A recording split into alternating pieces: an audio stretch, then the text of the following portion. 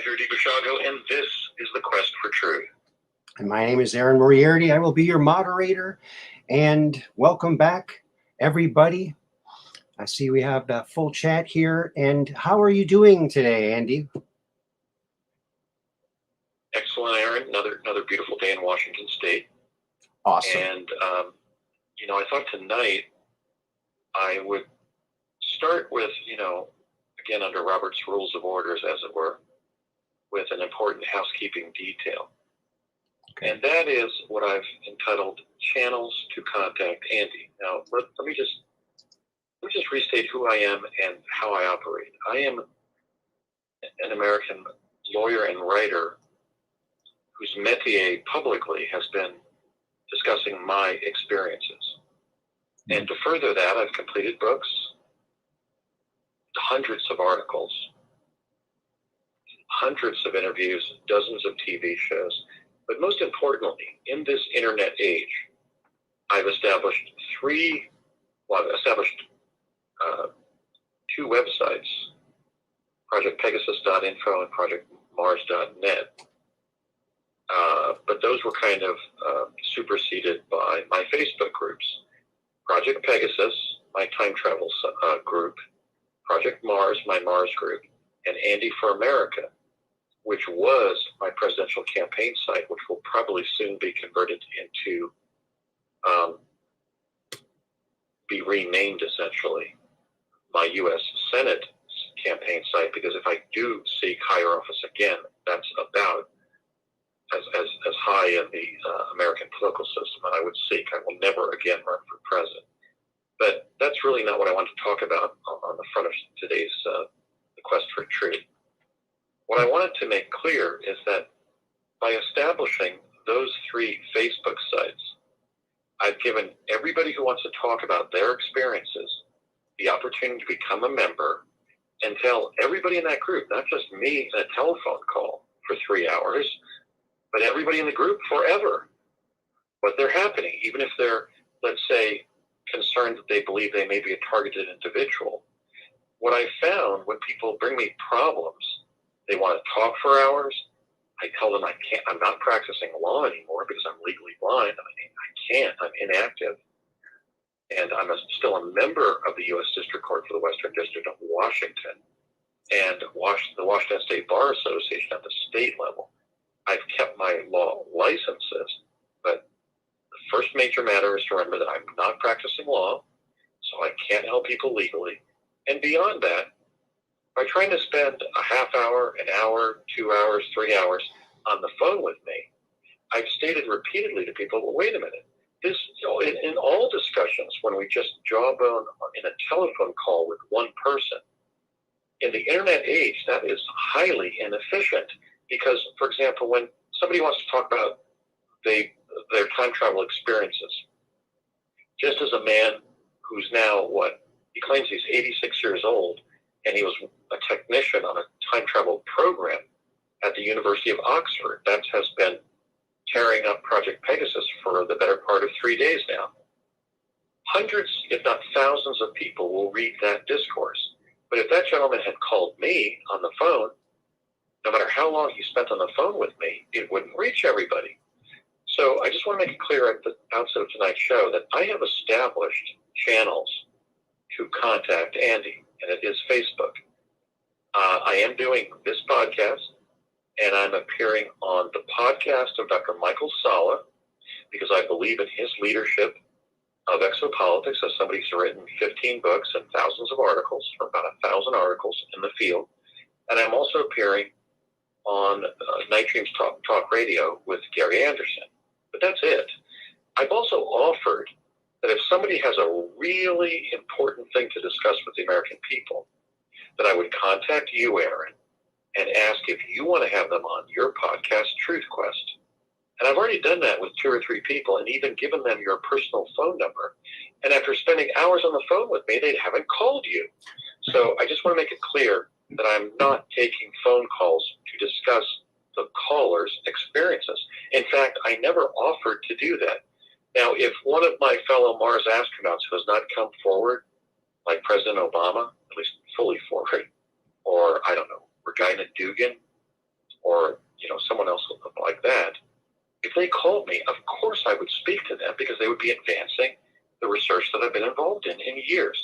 But I am not a psychotherapist, and I'm not an expert on everything strange going on our planet, where I've offered to field what has now become thousands of phone calls from people who have described all manners of things to me. Wow. Now, because I'm a curious intellectual, I've indulged it, but Aaron, I cannot indulge that anymore. It's essentially what I view as sort of a violation of my privacy, an intrusion into my personal life, and it doesn't really accomplish what the person states as their goal. Because let's say if they believe they're threatened by something that's being done to them or has been done to them, people need to know. Yeah. And I've offered a platform, a digital platform that will tell thousands of people and thereby protect them, and that is your podcast. On the other hand, I've left it your judgment call whether you want to have that person on your show. Mm-hmm. But I think this is abuse of what Robert Bly calls the sibling society. When I was in my 20s, in my 30s, in my 40s, even in my 50s, even when I was running for president, I didn't pick up the phone. I didn't pick up the phone and call an American or other luminary, let's say an Eric von Däniken, to spend 3 hours talking about the ancient alien theory of Mr. von Däniken with him. If I had a political question, I didn't go through friends to call President Bill Clinton and jawbone with Mr. Clinton for 3 hours. I would never do that. So I think as a result of the sibling society that Robert Bly wrote about, brilliant work, and Facebook, people believe that you can call anybody at any time. But that's not true, Aaron. You can call family members, you can call friends, you can call partners, you can call colleagues where you have a scheduled call to place with each other, but you can't just pick up a stranger and begin inundating them with hours and hours of discussion of your problems or threats in your life or paranormal experiences in your life or strange dreams you had that you think may be psychic and meaningful in some way. But Aaron, as a result of becoming a public figure about my experiences, and not even everybody's experiences, I've never alleged that I'm an expert on other people's paranormal, parapolitical, or parascientific experiences. I have now received thousands of these calls. Wow. And I'm just addressing this on the front of tonight's show, not to be an unfriendly individual, because I'm not, but just to state that has to stop. It has to stop not just being directed towards me, but being directed towards everybody. There was once, for example, a practice in this life, in this country, in this world, where when somebody phoned a stranger, they said, "This is, Joe Smith, and I'm calling for, Bill Jones to discuss blah, blah, blah."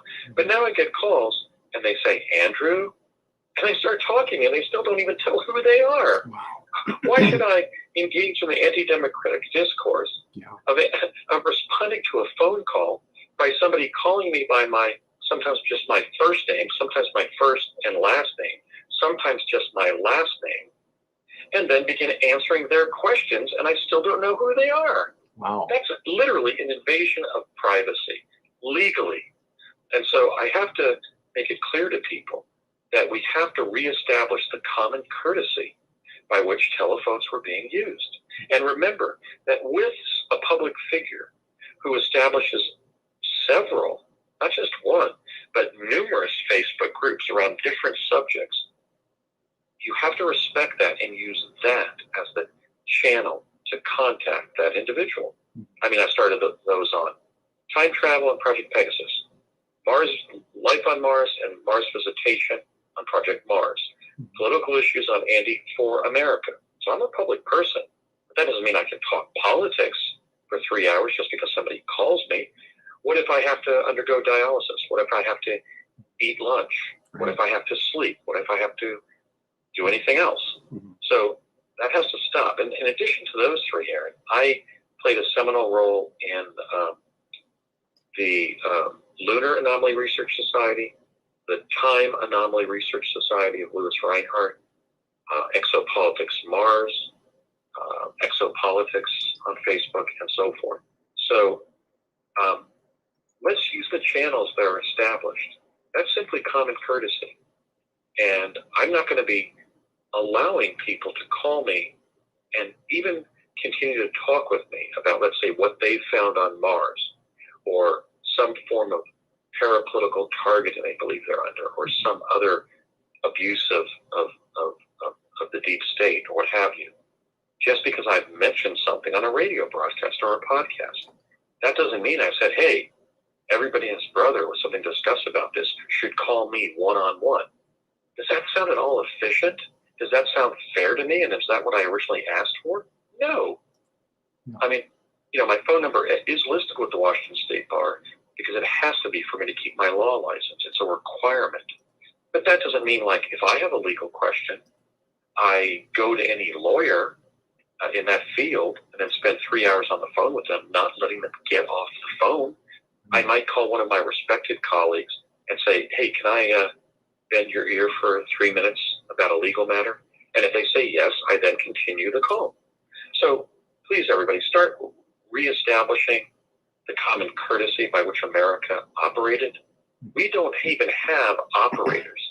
We're finding that a characteristic of the millennial generation is you can't even order things logically at a restaurant, So am I really going to be able to help people who are claiming that I can somehow study their case and answer their deepest conundrum in their life when they then refuse to go on your podcast? It's ridiculous, and it has to stop. So anyway, that's what I just want to start tonight's show with, is just let's respect boundaries again, and using the phone to inundate a public figure with your problems, your theories, your issues, your fascinations in the paranormal, the parascientific, and the parapolitical is just not appropriate. When I went up to Eric von Daniken when he was appearing at a Thousand Oaks MUFON group years ago, over 20 years ago, I went up to him and introduced myself briefly when he was signing books. I got the 3 Corgi paperbacks of his, famous trilogy, Chariots of the God, Goals of the God, and The God's Return. I believe it's the title. So I had the old British Corgi paperbacks, which were very rare, and I got Mr. Van Daniken to sign them. And all he said to me was, where did you find these? And I said, at a used bookstore in Cambridge, England, where I was a graduate student a few years ago. And he said, he signed them with a flourish. I really love them. And then said, thank you. Then I walked on. I didn't spend 3 hours there regaling Eric von Daniken with my theories about anything in space. Mm-hmm. The fact that I had gone there to Mars, the fact that I had ET contact in childhood, that I had read his trilogy and believed everything he had alleged. I just got him to sign my books, and I moved on. He was a public person, just like when you had Bill Clinton sign that T-shirt. Yeah. You didn't spend 3 hours there regaling Mr. Clinton about why he had gone back into Kosovo or what you were going to do as president. So anyway, that's what I just want to start tonight's show about. Now, of course, tonight is part 2 of the Secret Space Program Rediscovered. And regarding that, Aaron, I wanted to start with discussing again what epistemology is, because the internet revolution has created what I call internet-itis. Errors in epistemology have caused false information in many fields to flourish. That was not its original intent. I mean, they were even putting the Encyclopedia Britannica online. The Encyclopedia Britannica has been in existence for decades. It's sold for about, $1,500, $1,750. Yeah. And they started an Encyclopedia Britannica website. But unfortunately, because of errors in epistemology, the theory of the study, the study of the theory of knowledge, a lot of false claims began proliferating. They've been false claims about health matters, medical matters, supplements, political matters, technical matters, conspiracies, and so on, events, conditions. That was not the goal of the internet. So what I've been trying to do in my work by discussing my experiences and revealing how I proved them, and engaged in productions like this podcast, The Quest for Truth, I've been trying to further epistemology. Now, one of the key things that's not understood, especially in the paranormal field, like ufology and exopolitics, is the difference between disbelief and skepticism. Aaron, how would you define the difference between disbelief and skepticism? Well, I think disbelief would be something that I'm not going to believe that no matter what. But skepticism is like, well, I'm a little shaky on this, but maybe I'll step a little closer. Well, that's the right line drawing, but it's in the opposite direction. Disbelief is not believing something. Right. Skepticism is not believing something axiomatically. In other words, if you believe that something is untrue, that's disbelief. Right. If you always believe that something is untrue just because it is an unusual subject matter, and you reflexively or axiomatically say that must be true, that is skepticism, and it is not scientific. So, for example, I've used the example of, let's say you're walking down the street and a pink elephant falls from the sky. Is that a rare event? Mm-hmm. Yes. Is that an unexplained event? Yes. But is that an event you automatically have to disbelieve axiomatically? No. Maybe a circus was towing the elephant after painting it pink, and the line snapped. Now, I've used that example to clarify that famous claim by Carl Sagan and showed that it's demonstrably false, and it has really damaged ufology and exopolitics, and in fact, the discourse in many subjects going on the internet and in our national life among physicians, lawyers, college professors, and so forth. You remember what Sagan said about claims? Extraordinary claims require extraordinary evidence. Yes, he said extraordinary claims require extraordinary evidence. Is that true? No. Is it an extraordinary claim that a pink elephant just fell into the street from the sky? Yes. Does that require extraordinary evidence? No. How about an affidavit from the circus owner who said, we apologize to the people of this town, but the rope snapped when we were towing one of our elephants? That's not extraordinary evidence.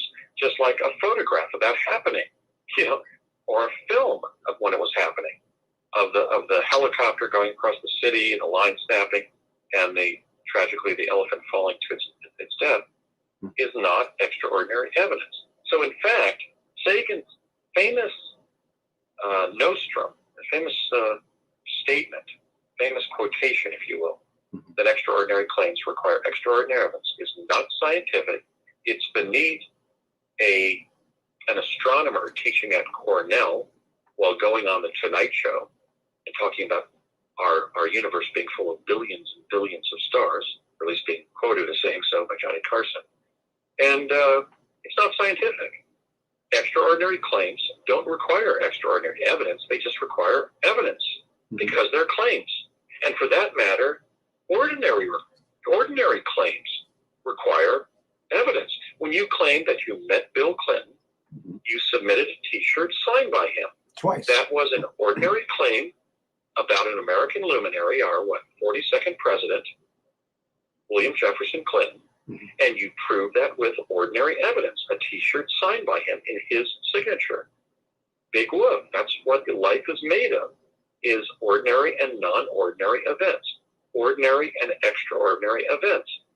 So a T-shirt with Bill Clinton's signature is as persuasive in any court in America as evidence as a video of a circus towing a pink elephant and having the line snap and the elephant falling. In other words, Sagan was wrong. And I've been clearing this up with many people. Last week on the secret space program, Rediscovered, I talked about the NASA officials who tried to invent extraordinary evidence for me to validate what I was saying, when in fact I was presenting extraordinary evidence. I was presenting the first text and photographs, essentially the first still pictures in concert with text to show humanoid beings, different animal species, statues, and structures on Mars. So they were saying, Basiago must be deluded. He must be lying. He must be telling a tall tale about life on Mars, because where does he show it? It was in my paper. In other words, even when we submit extraordinary evidence, a skepticist, somebody who is axiomatically a disbeliever, will always refute it. They'll even lie to refute your evidence. They will make up false claims about your evidence. And when that doesn't work, because you're too bright, too articulate, and too publicly deployed, as I have been, all three, they then start attacking the truth teller. We talked about that last week. So we have to draw the line between disbelief and skepticism.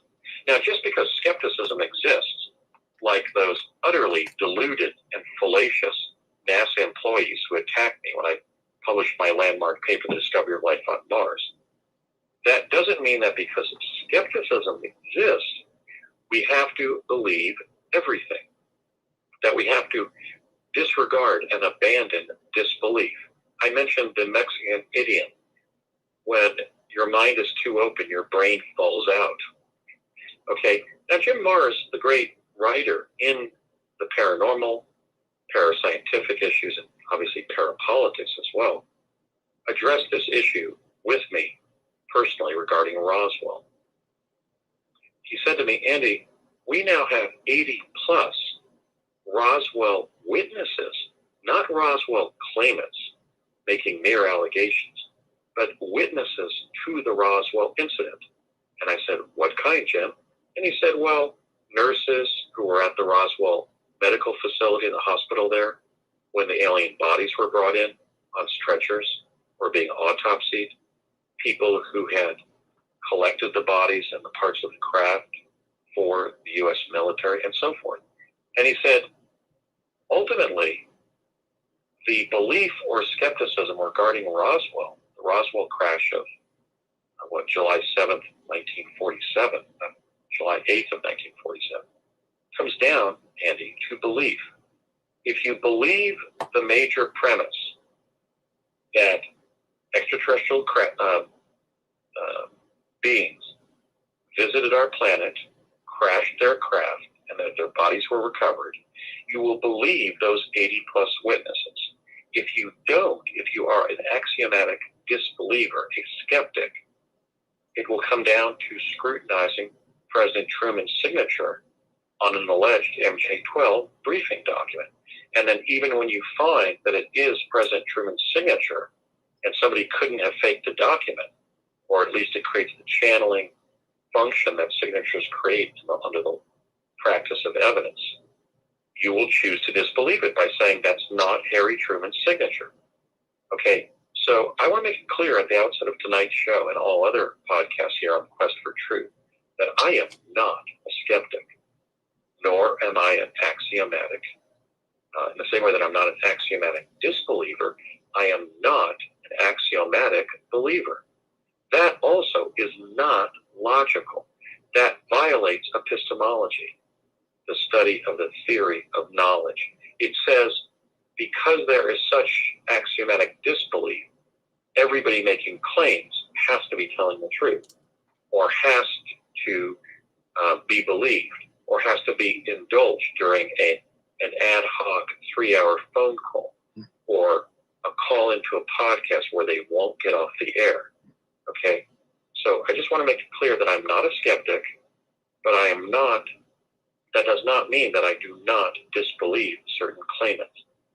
Now, what are the hallmarks? What are 3 of the major hallmarks of untrue claims? For the most part, I'm not going to be naming names, but these 3 people are essentially pretty much out of the limelight now, so I thought that because they'd all come forward and sought the limelight, that it's acceptable to discuss their names in response to these three hallmarks of untrue claims. The first is that those who are making untrue claims make preposterous claims. And the example I would like to cite, not saying that everything she said is untrue, is something that Kathy O'Brien said nonetheless. When I first listened to Kathy O'Brien, when I appeared with her at the first annual Free Your Mind conference in Philadelphia, Pennsylvania in 2011, I sat there and I said, I'm very sorry for what this woman has experienced. She has experienced sexual abuse, sexual exploitation, even satanic ritual abuse. Jay Parker, I believe, was also on the rostrum. I listened to everything Jay said about that latter topic.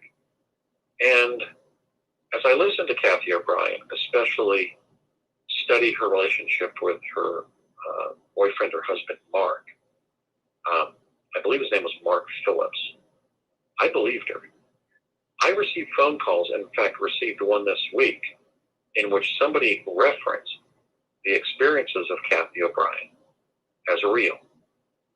In many areas of ufology, exopolitics, parapolitical conspiracy theory, Kathy O'Brien's claims are believed as being all true.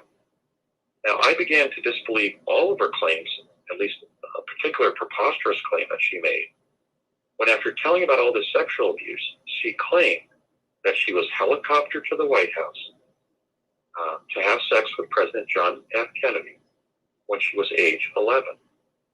Now, I didn't disbelieve the possibility that there were pedophiles in the American government. I did disbelieve that those included John F. Kennedy, because my understanding of him is that he had numerous girlfriends who were all of age, and some of them had actually been identified. And I just thought the idea of being helicoptered to the White House to have sex with JFK at age 11 was so preposterous that it had to be a sexual fantasy by a disturbed person that had no evidence. In other words, I didn't believe it. Now, that's not to mean I axiomatically said that everything that led to Miss O'Brien's distress was untrue.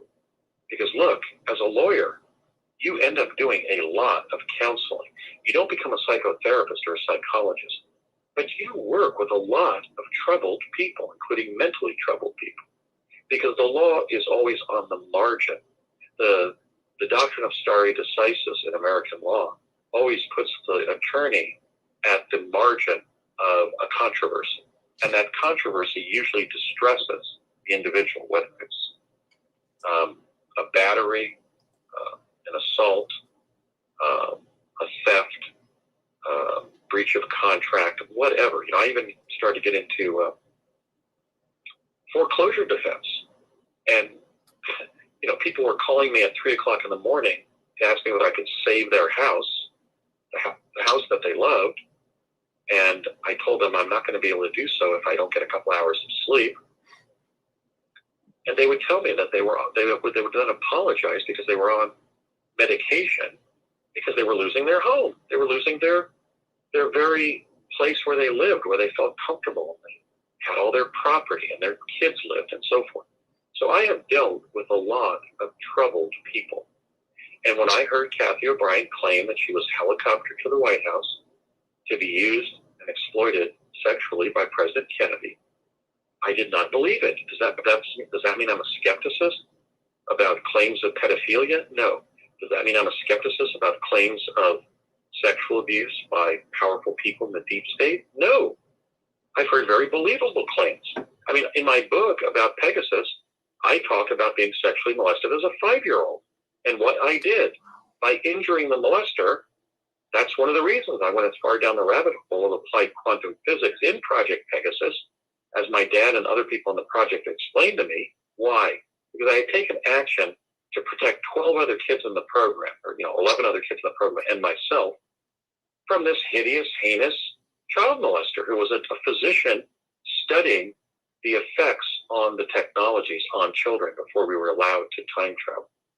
Okay, so that was the example I thought of, the first hallmark of untrue claims.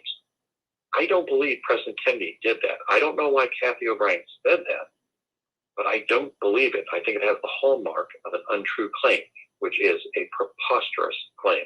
And I would defend the honor of our 35th president, John Kennedy, by saying that. I don't believe he would have had any predilection to order or ask that an 11-year-old girl be helicoptered to the White House so he could have coitus with him. I do not believe that was a need, a predilection, or a practice of John F. Kennedy.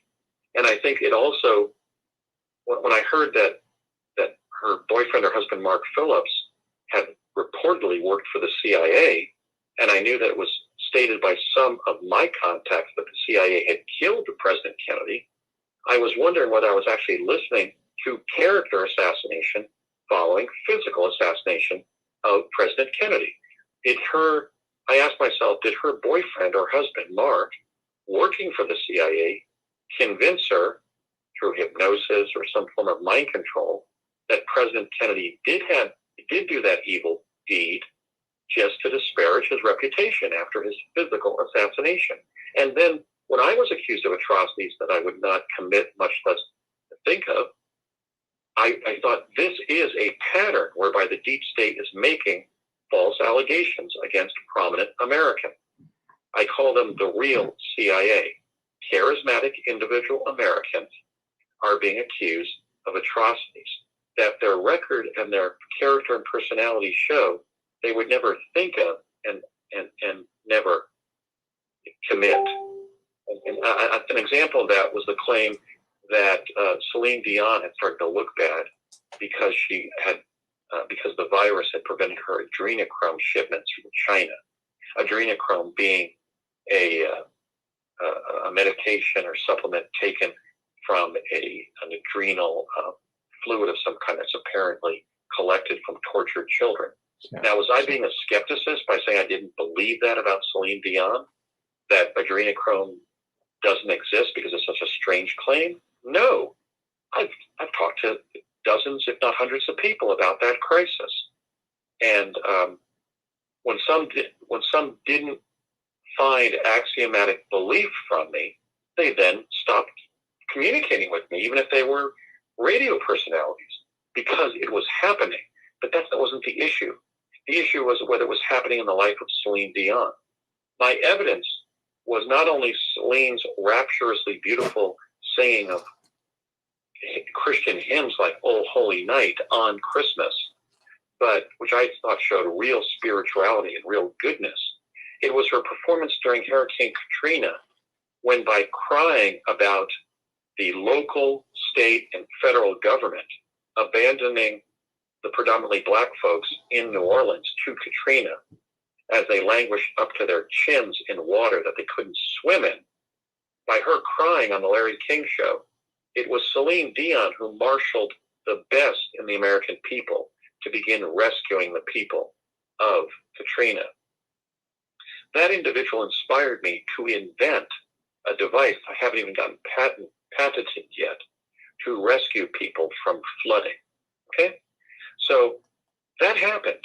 That was in the record.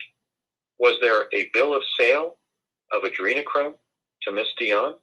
Was there a record of her going to China to pick it up? Was there a statement from a friend, hey, she's this evil Satanist who takes adrenochrome? No. There was axiomatic belief in mere assertions being made on the internet, being made in what I call the blogosphere. Mm-hmm. What does that mean?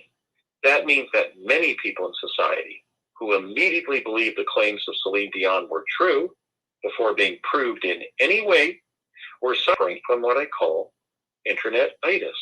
I even found out this week, through the good graces of that very good man and that brilliant media analysis, my great friend, James Martinez, that Marshall McLuhan, the incredibly prominent media genius, media metaphysician, as you will, warned the world that the advent of these more advanced communications technologies would so flood people's brains with information that their brains would be damaged, and they would be ill with a new form of mental illness in which they would believe whatever they read. And so, for example, I've been contacted by people who believed that, let's say, chronovisors were connected to the internet in 2011. And then I realized, wait a minute, what they heard was me talking about chronovision in 2011, and those TV shows and radio shows, later podcasts, but in those days it was just all radio shows, were on the internet. So these unfortunate individuals made the illogical leap and needed to tell me that, Andy, you need to know that chronovision was placed on the internet in 2011. And then when I would go off the calls, I would think, well, wait a minute. What this person was really influenced by was that's when I began talking about chronovision in 2009, when I went on Coast to Coast AM. So that by 2011, there were dozens, if not hundreds, of discussions of me about chronovision, including a whole show I did on Coast to Coast AM, the world's largest radio show about chronovision. But Aaron, what is the epistemological truth or dilemma about the personal belief that chronovision has been placed on the web? And that, for example, that things you're seeing on the web can be have been chronovized from somewhere. What's the impediment to that? Well, I think that one meaning might be that there is ways of finding out when a term is starting to be used on the internet. So maybe that's what they meant, that chrono. Well, what I mean is, let me be a little bit more specific. What these people have always been saying is that chronovision was synthesized with the internet in 2011, so that by, let's say, 2016, they would even look at somebody else's website, and rather than the content that was there, something else would be put up, and it would be chronovized data from somewhere. And then when they would try to show a friend or a family member or an IT expert or whoever what they were seeing on the internet, it would then go away. And I realized that, wait a minute, if chronovision had been synthesized with the internet, we'd all be seeing it. Yeah. The internet is an information utility that reaches everybody. So with these particular kinds of callers, I've ended up saying, well, if that is happening, I did see that one TV show that recently said that at a certain point you'll be able to see a speech by Mark Antony on your computer. That seemed to be tipping off the public that chronovision was imminent. But to claim that chronovision has already been synthesized with the internet would not be a personal secret. It wouldn't even be a public secret. Okay, it would be viewable by everybody accessing that website. So it's the second kind of major hallmark of an untrue claim, and that is the impossible claim. So the first was the preposterous claim. The second is the impossible claim, because you can't say that chronovision has been synthesized with the internet if no one else has gone online and seen, Abraham Lincoln sitting at his desk discussing something that is Lincoln, not Daniel Day-Lewis and Spielberg's Lincoln. It really is Lincoln, sitting at his desk and playing cards with his son Tad and making jokes and drinking whiskey or something. I've used examples of why we don't want universal chronovision. I wouldn't want to see Mr. Lincoln making love to Mrs. Lincoln or on the loo, as they say in England. Yeah. I'd rather not. So we have to actually have controlled release of chronovision to protect a very sacred human value, which is privacy. Even the privacy of those who have gone before us and are no longer here. Even the privacy of those who will come after us when we're no longer here. And we're on to our next voyage in time-space as eternal beings. So anyway, the second hallmark of these such impossible claims is the impossible claim. Now, what example have I used for that? I'm using an example of Aaron McCullum. In that very 2011 first, or that 2013 second or third Free Your Mind conference in Philadelphia, under the great Anthony Michael Falsetta and the great Michael Austin Milton, two great gentlemen of truth who were holding Free Your Mind, try to get people to free their mind and believe what was believable and disbelieve what was not believable, but be neither an axiomatic believer or an axiomatic disbeliever. They knew that had really, really hurt the United States and the people of the world, that error in basic epistemology, basic worldview that people engage in. So I listened to Aaron McCollum at one of those two conferences. I don't know which. It's been many years. It was probably the second. No, it was the first. It was 2011.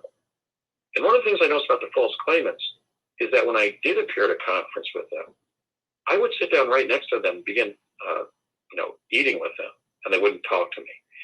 They were individuals that seemed to be, quite frankly, under mind control. They would not talk to other conference participants, and I've never really gone public with that. But when I sat down next to Aaron and his girlfriend or wife, and I remember her because she had extensive tattoos. She was a very illustrated woman. I just said hi to them at the table next to them, and they just totally ignored me. And that's been repeated over and over and over again at certain conferences in the alleged truth movement, where the people who don't talk to me by just saying, "Oh, hi, Andy, I enjoyed your last interview with George Norrie," or whatever. As people who are grounded and telling the truth do at conferences, you are collegial with colleagues. In fact, they both come from the word college, right? Yeah. Colloquial, collegial, colleague, college. Yeah. It's all about being a member of a group that you've agreed to join, a college, an invisible college, possibly with no buildings, but an academic movement like exopolitics. Mm-hmm. So I listened to Aaron McCollum, and I said, having served in the Navy myself, in actually the Naval Secret Service, under a different name, as I listened for several hours about Aaron's experiences on stage, I said, this guy could be Navy. He is using Navy terms. When he talked about watching a sailor being crushed between two ships, or between a ship and a wharf, I said, that kind of stuff happens on the high sea. The men of the United States Navy and women of the United States Navy are brave people.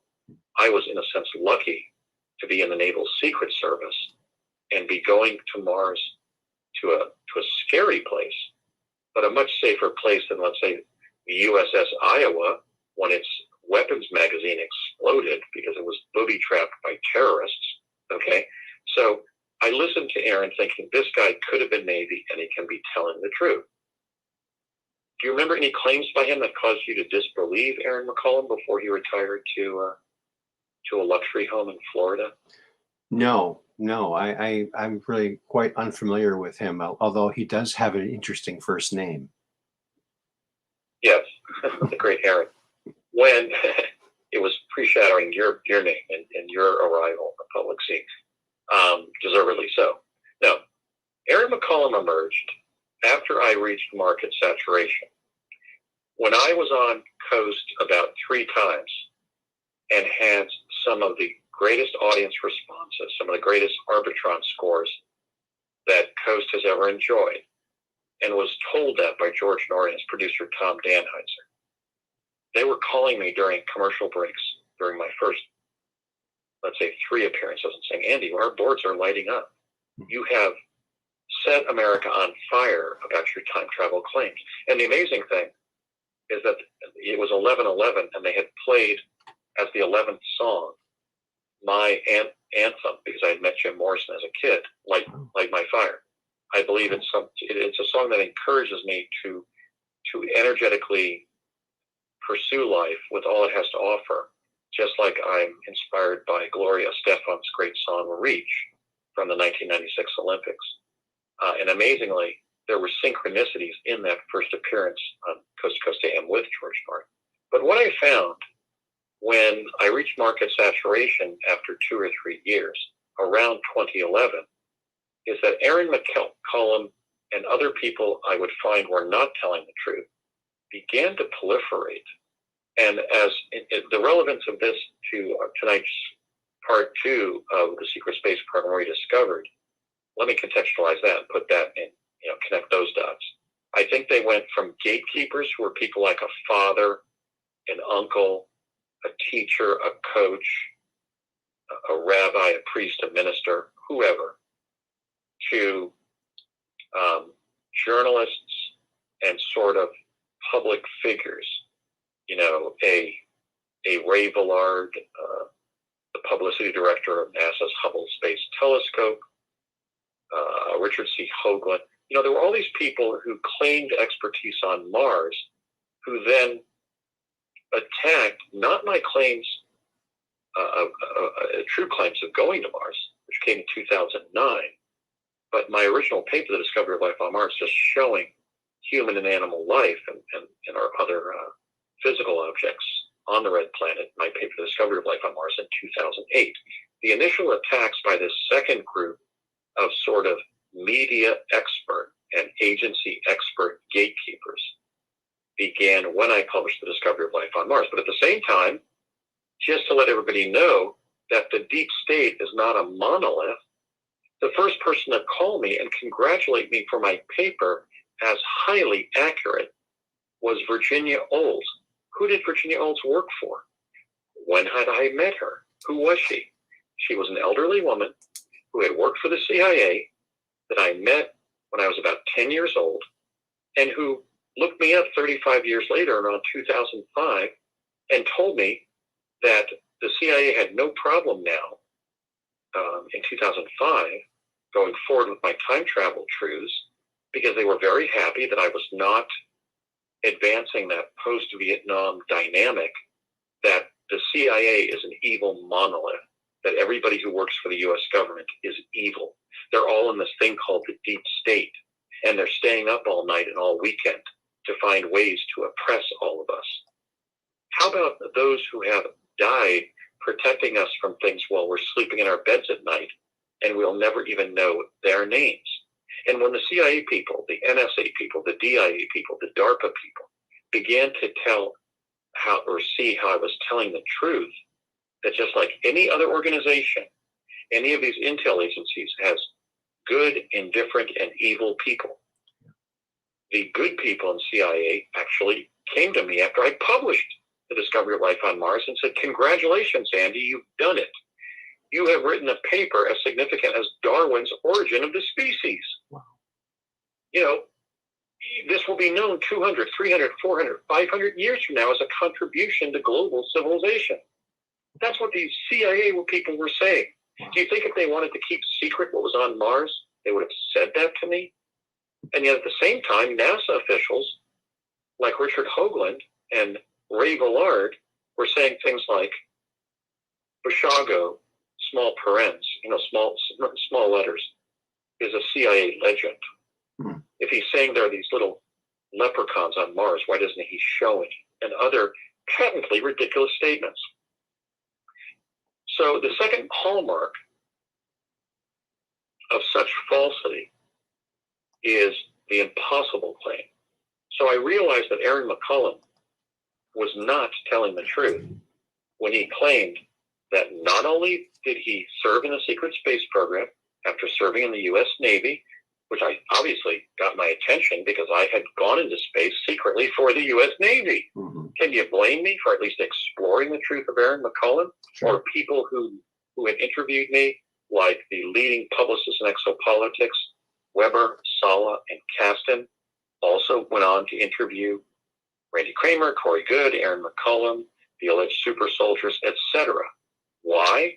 Because by claiming he was Navy and had gone into space, that was corroborating. That's who was sending people in time space.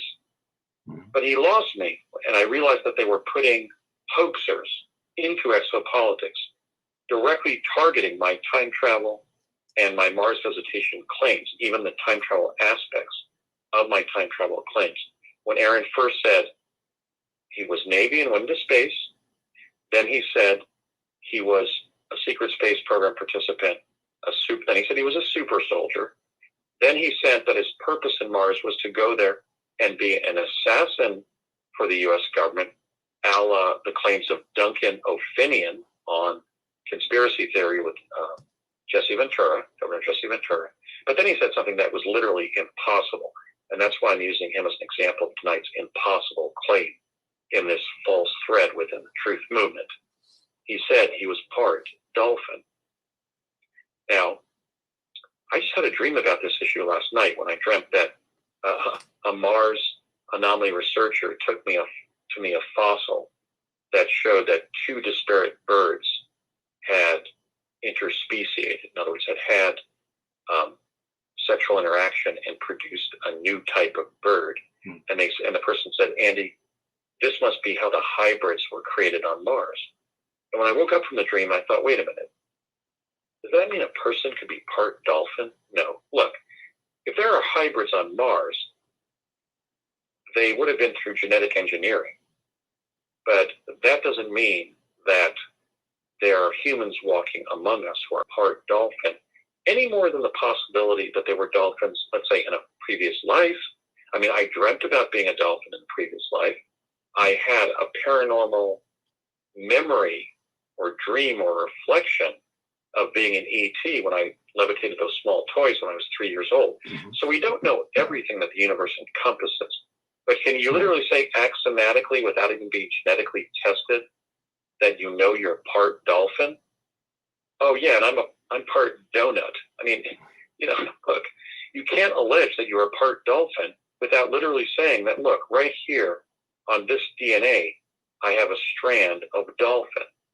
That's not what Aaron McCullen was saying. He was just saying, oh yeah, and by the way, I'm part dolphin. Why was he saying it? He was saying it to impress. He was saying it to capture an audience in the truth movement. But he was not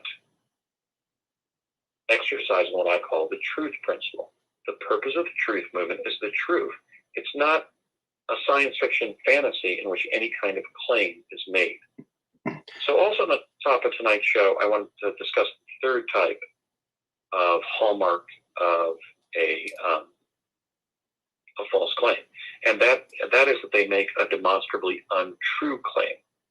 Now, because he is alleged to be deceased, all of his friends have stated that he's dead, although Randy Moggins could not find any death certificate issued by the Polish government or Interpol, as they were legally obligated to do, after he putatively died in my ancestral homeland of Poland.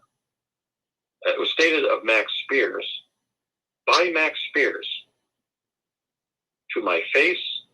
I never met Max personally at a conference. He stated it over a Skype call, over the internet, in like a chat, like a messenger, and the phone calls about his contact with me on Mars.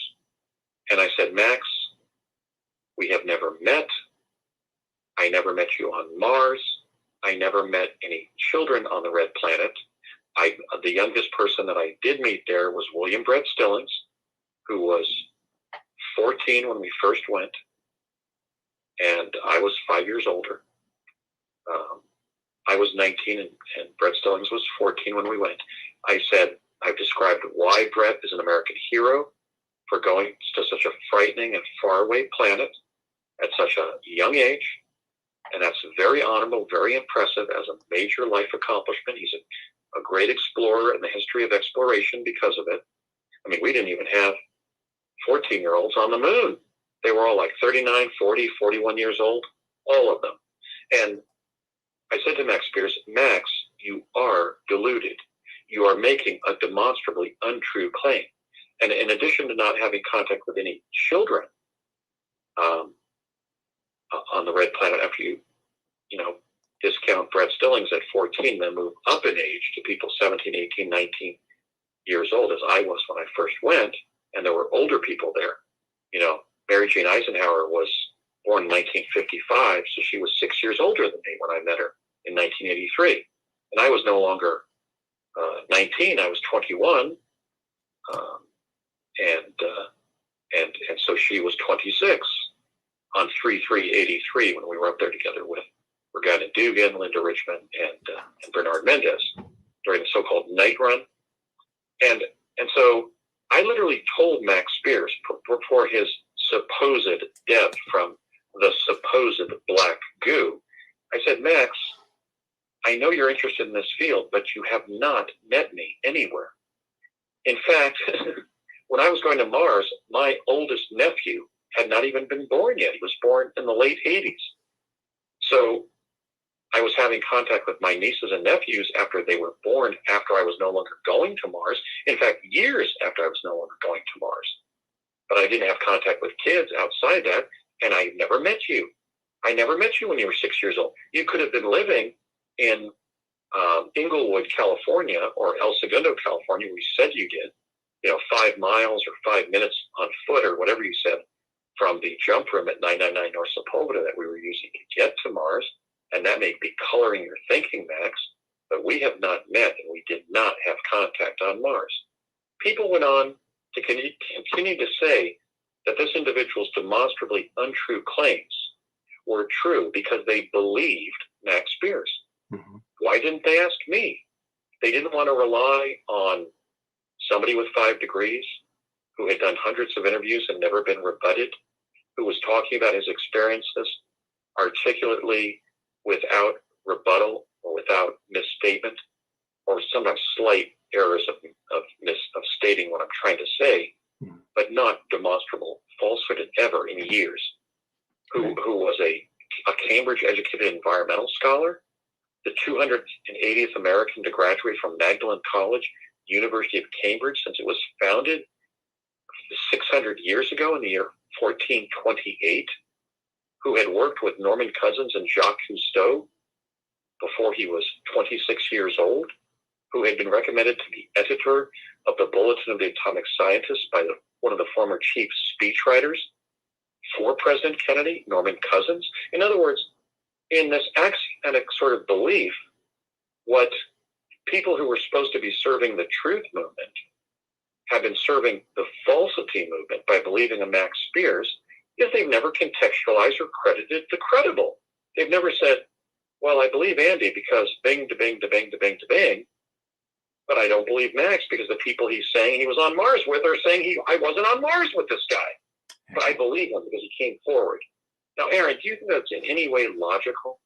No. Well, no. Yeah. Do you think it's worthy of a scientific nation? I wonder why he would obviously make that up if it didn't happen and then say it's publicly when he knows that you're around to rebut it. I mean, that's right. And that's the gift of the blogosphere, has been capturing a partial audience, even if you're lying. In other words, I was literally publishing on like Project Mars on Facebook. Max Spears is claiming that I had contact with him and with children on Mars. I did not. And I would say, I have never met this person. I wasn't having contact with children except for my nieces and nephews when they were born after I was no longer going to Mars. I never have met him. I never met him on Mars. And his claims of what we did on Mars is just made up nonsense. It wasn't being said or confirmed or corroborated by myself and the 4 other American astronauts that I brought forward, Stillings, Mendez, Whitecrow, and Johnston.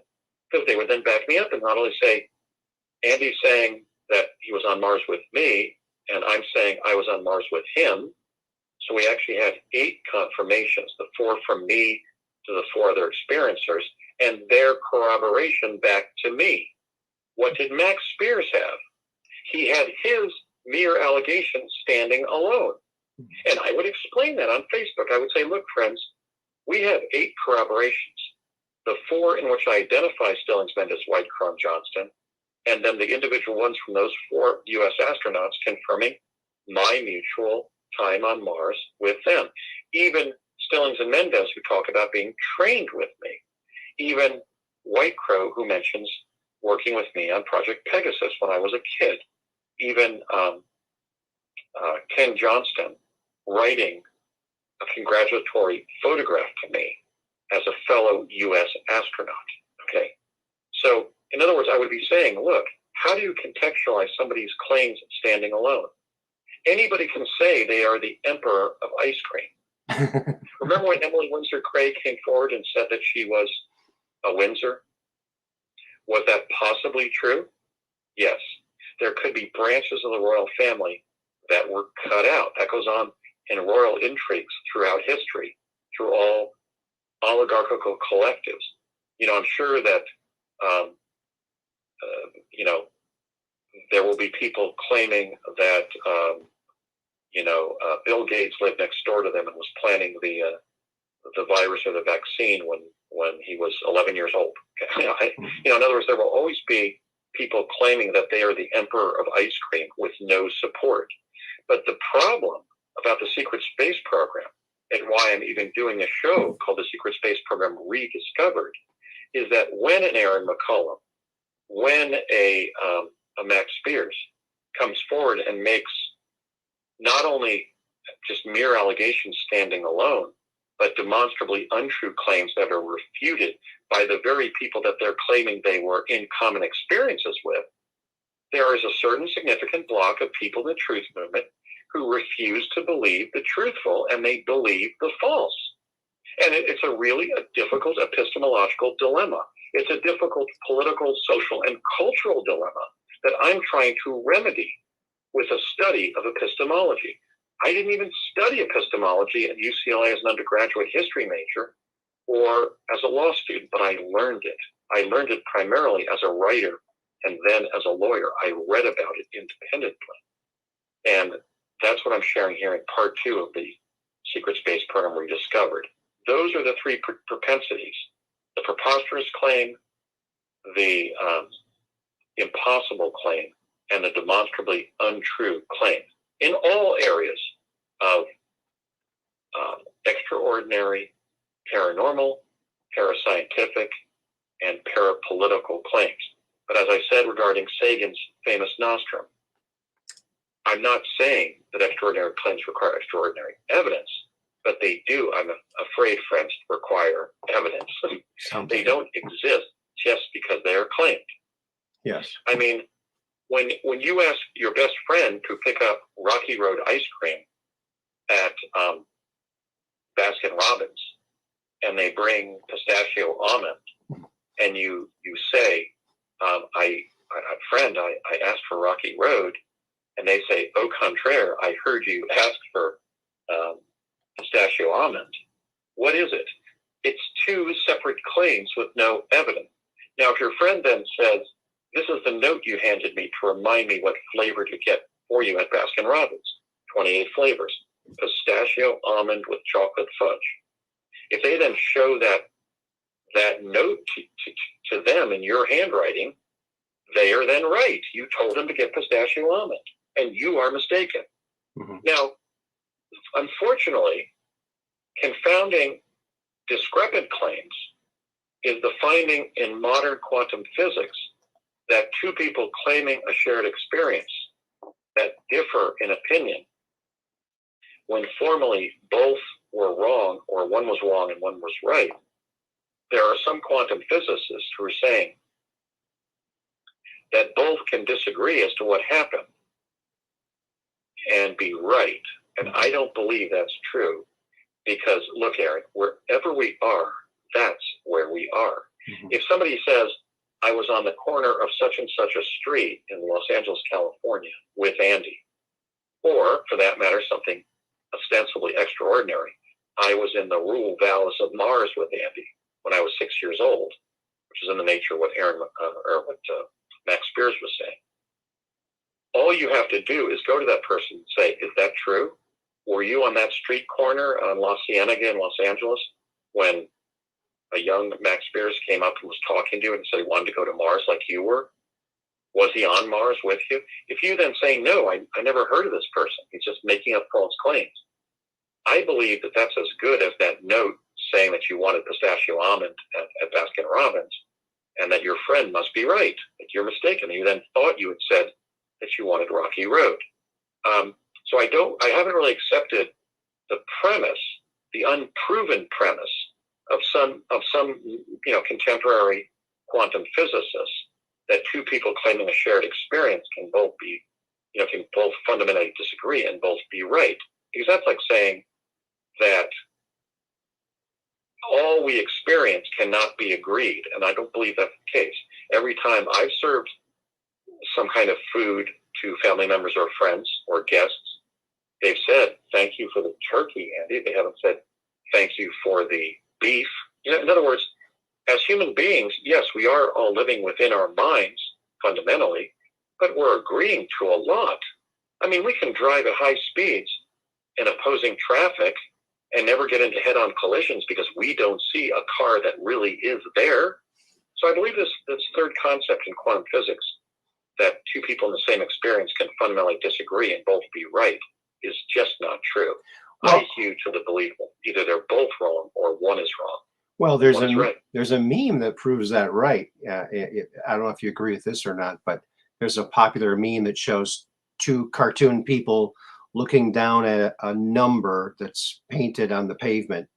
To one guy, it looks like a 6. The other guy, it looks like a 9. They can't agree because they're still looking at the same thing, but they have different experiences. Well, that goes to perception, and we know, like, for example, there's dyslexics who don't know whether they're on the 79th or the 97th floor. Yeah. I'm not talking about perceptual differences, because in the example you provide with that meme, they're both still seeing a number. Right.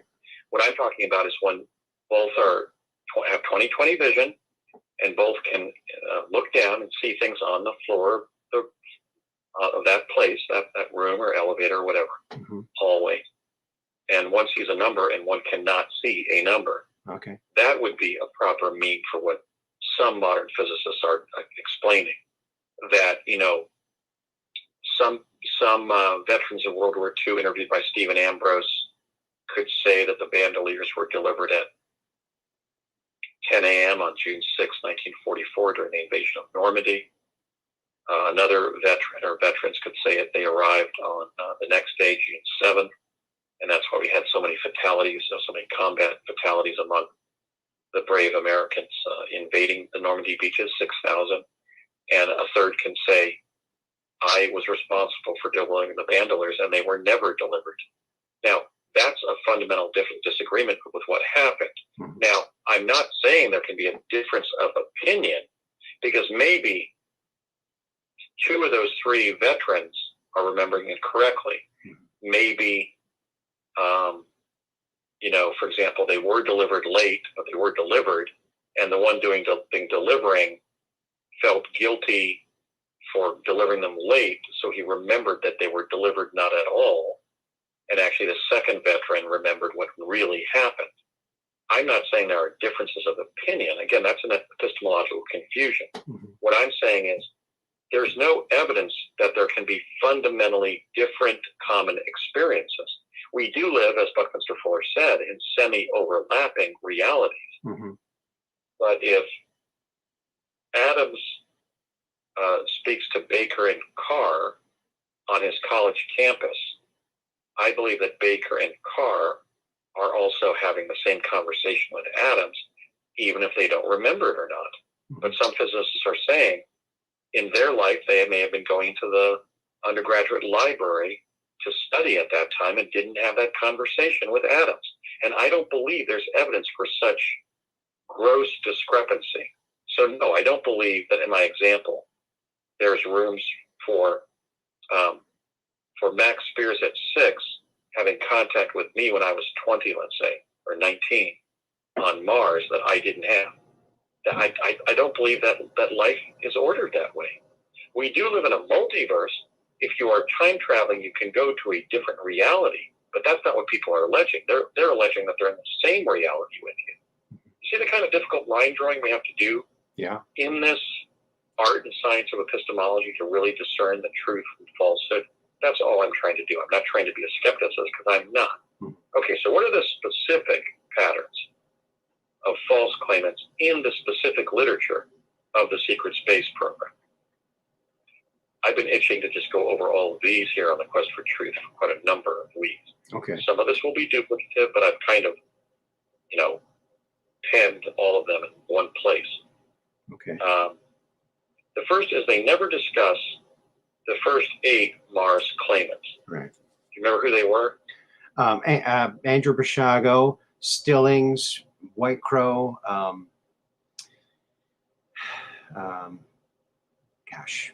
You've said it so many times, I should have it right on the tip of my tongue. But I know. See how difficult it's to remember what I've said. I have said it many times on many shows. Yes, Actually, let me start from the top in terms of them coming forward publicly. Okay. They were Michael C. Ralph, Arthur Neumann, myself, William B. Stillings, Bernard Mendez, William Whitecrow, Dr. Ralph Kennedy Johnston, Sr., also known as Ken Johnston with a T, and Laura Eisenhower, who didn't go but was invited to go in 2006 and 7, just as her aunt Mary Jean Eisenhower actually did go and was on the surface of me once on March 3rd, 1983. And I also discussed the role played by families going to Mars. Not just the Basiagos, but the Stillings, the Hunts, the Eisenhowers, etc. So that was consistent, and that was the order they came forward. Ralph in 1999, Neumann in 2006, myself in 2009, Stillings in 2010, Mendez in 2010-2011, White Crow in 2011-2012, and then Ken Johnston. And along the way, in 2011 or so, Laura Eisenhower spoke about being invited to go. So the first hallmark, specific hallmark of the false threat in the literature of the secret space program that alleges not only voyages to Mars, but voyages to the moon and Ceres and other planets and planetoids and moons of our solar system. And soon I'm sure they'll be claiming that they've gone outside the solar system, a la Project Serpo. Oh no, I was also in Serpo. I see this donut in my hand. I'm going to have a donut and a coffee, just like I had when I was going to Serpo. So you got to believe that I went to Serpo, right? I'm not going to give you any evidence. I'm not going to talk about the 12 NASA astronauts who were identified by Weber, Sala, and Caston as having been in Project Serpo. I'm just going to say I was in Serpo and start doing conferences and writing books about going to Project Serpo on a later mission, but not give any evidence. But so anyway, the first hallmark is they don't just talk about themselves. They don't talk about the 8 original claimants whose claims have already been proved. How do you prove a claim? With witnesses. When I brought not Ralph and Neumann, but when I brought Stillings, Mendez, Whitecrow, and Johnson forward as co-participant, co-witnesses, that's admissible evidence. That's proof. That's proof of the truth of a claim. But so the first pattern I've noticed among the false claimants is because when people are lying or deluded or mistaken, they want to deny evidence. They want to actually keep evidence out of a trial, right? I found that that's axiomatic in the law because it happened all the time. In other words, somebody perjuring themselves and not telling the truth for whatever reason, because they had a commercial interest, because they had a mental issue that made them deluded, because they were a government disinformant, because they were envious because they had not been the person involved, because they wanted notoriety and they had been missing that in their life. You know, they knew they were never going to be in the Olympics and they wanted to nonetheless pretend they were winning the Olympic decathlon in Munich in 1972. One of the hallmarks of untrue claimants is they never mention the true claimants. If for example, somebody is claiming they have this incredible slalom run down an incredibly difficult mountain like the Eiger Sanction or something, and then somebody steps up and says, you know, I skied that. Let me show you this footage. The person making the false claim that they did that incredibly impossible skiing performance on an incredibly dangerous slope that they were never on, and maybe isn't even a snow skier. I mean, I'm not. I was terrible at snow skiing. Me too. I was very good at water, but terrible at snow skiing. I hate it. I stopped doing it after one try. Me too. I just couldn't do it right with the skis. It was bad. I even have difficulty getting up when I fell on my back in the ski. Yeah. Okay. But if somebody starts making claims of being an Olympic medalist in the slalom or having slalom down alone across the Eiger Sanction or something, I believe that's what it was called. You know, the Swiss Alps at 12,000, you know, the Himalayas at 8,000 feet or something. Okay. When somebody who have really done that comes forward, they don't interview the person. They don't continue to talk about their allegations with that person. They don't bring that for those people who've done what they're claiming forward as a truth teller. They don't mention such people. And Aaron, is it axiomatic that the second wave of Mars and of secret space program claimants never mention Ralph Neumann, Basiago, Stillings, Mendez, White Crow, Johnson, and Eisenhower? Yes. And on her podcast on June 26th, I think it was rather unfortunate when Laura Eisenhower stated that I had bad things to say about this second wave of secret space program claimants because they have nice things to say about you, Andy. That really wasn't true. I don't have bad things to say about them as people. I'm just noting the fact that they have not been referencing those first 8 claimants. And is that a hallmark of people not telling the truth? We've known that since we were little kids. Do kids who steal from the cookie jar admit it? Do they steal from the cookie jar and then say, "Mom, I just stole from the cookie jar"? If kids are bragging about stealing from the cookie jar, do they always start bragging? Do they take those kids to their mom and say, "Look, Mom, these are kids who steal from the cookie jar"? No, they don't mention the other kids who have stolen from the cookie jar. So look, Aaron, we've known since we were little kids that those not telling the truth avoid the arena. They avoid socializing with and bringing forward truth tellers. That is axiomatic in human nature and human relations from the time we can talk. I don't know what in child psychology or developmental, biology that comes from, but it's part of being a human being. So why have we dispensed with it on the internet? Yeah. What are we going to be believing? Are we now going to have 1 and 2 and 3 and then 5 and then 10 and then 20 people claiming that they've been out of the solar system while offering no evidence that they were?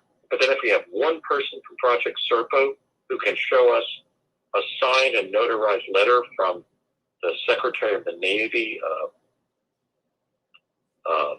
John Chafee, that they went out outside the solar system, that because one person demonstrates proof of a Project Serpo-like mission, we're now going to have a spate of false claimants of that very significant event. That's what I'm trying to prevent.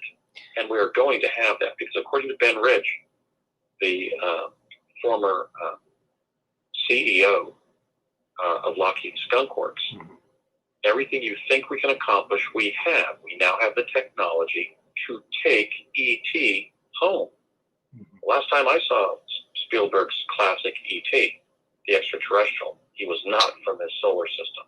So that was a mission by somebody working for the U.S. Defense Technical Community, Lockheed Skunk Works, the very defense company that trained me on the videodrome of how to shoot my firearm on the Red Planet to protect myself and my fellow astronauts, the photo flash gun. That was at Lockheed Skunk Works. And that's the statement from the former director, president, or CEO of that distinguished defense company, that we now have the technology to take ET home.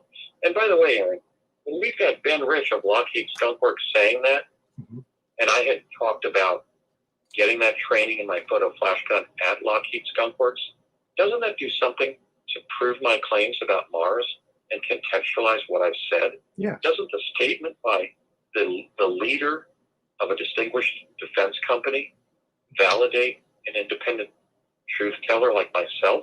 Of course. But if somebody then says, "Oh, I used the photo flash gun that Andy was trained in at Lockheed Skunk Works," but they can't even tell me that Lockheed Skunk Works is in Burbank, California. They say it's in Lawrence, Kansas, where Bob Dole was from. I know they're not telling the truth. Okay, so anyway, so the first hallmark is listen. Contrary to what Laura said, these people do not have good things to say about me. They might in private, because I'm a nice guy and I've been very open in my approach to the truth and to my public career. It has to end in terms of all these phone calls, but and is ending today. But they have not had a lot to say about me. That's nice, because guess what? They have had not a lot to say about the first 8 true claimants about Mars. They have had nothing to say about the first 8 claimants in the secret space program. And I'm saying that is in the evidential standards by which social science has been carried out. For example, the anthropology of Margaret Mead and Gregory Bateson. That is a threat to validity. When a truth teller doesn't discuss previous truth tellers, even simple Aboriginal societies know the person is lying. They're avoiding getting around the fire and sharing their memories with other experiencers of that reality. Okay, so that's the first hallmark of specific patterns of falsity, of false claims. Okay. The epistemology of truth or falsity in this fascinating evolving literature of the secret space program. Okay, what do you think, Aaron, is number 2?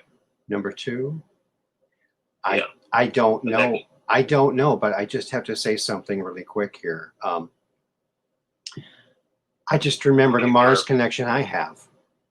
Around the same time you were going to Mars, I was eating a Mars bar every day. But I'm not going to make a claim that I went to Mars, but I did eat a Mars bar. There you go.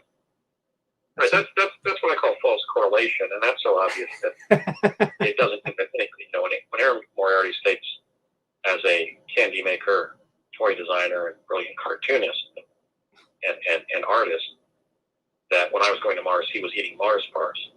Well, that's interesting synchronicity among friends and colleagues. Yes, but it's not ipso facto proof that you're on the red planet. No, I would never claim that, because we are sane. Right.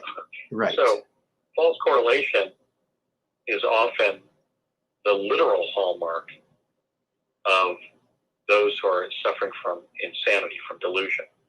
I remember a television interview with a notorious criminal who then began talking about meeting an iceman, a snowman, okay, in the California desert.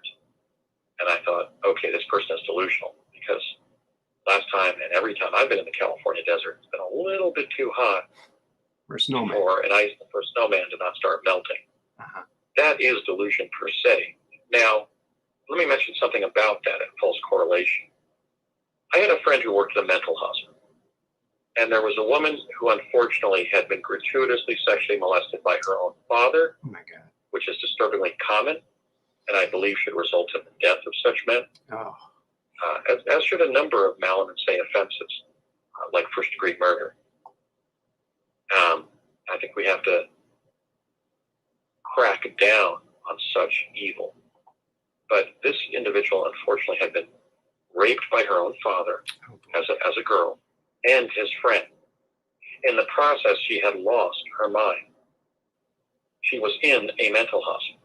When my friend was working as an orderly in that mental hospital, because he was interested as a career, going to medical school after Stanford, he knew that this particular patient in the mental hospital was always telling falsehoods. She was always telling tall tales in the nature of having spoken to a snowman out in the desert.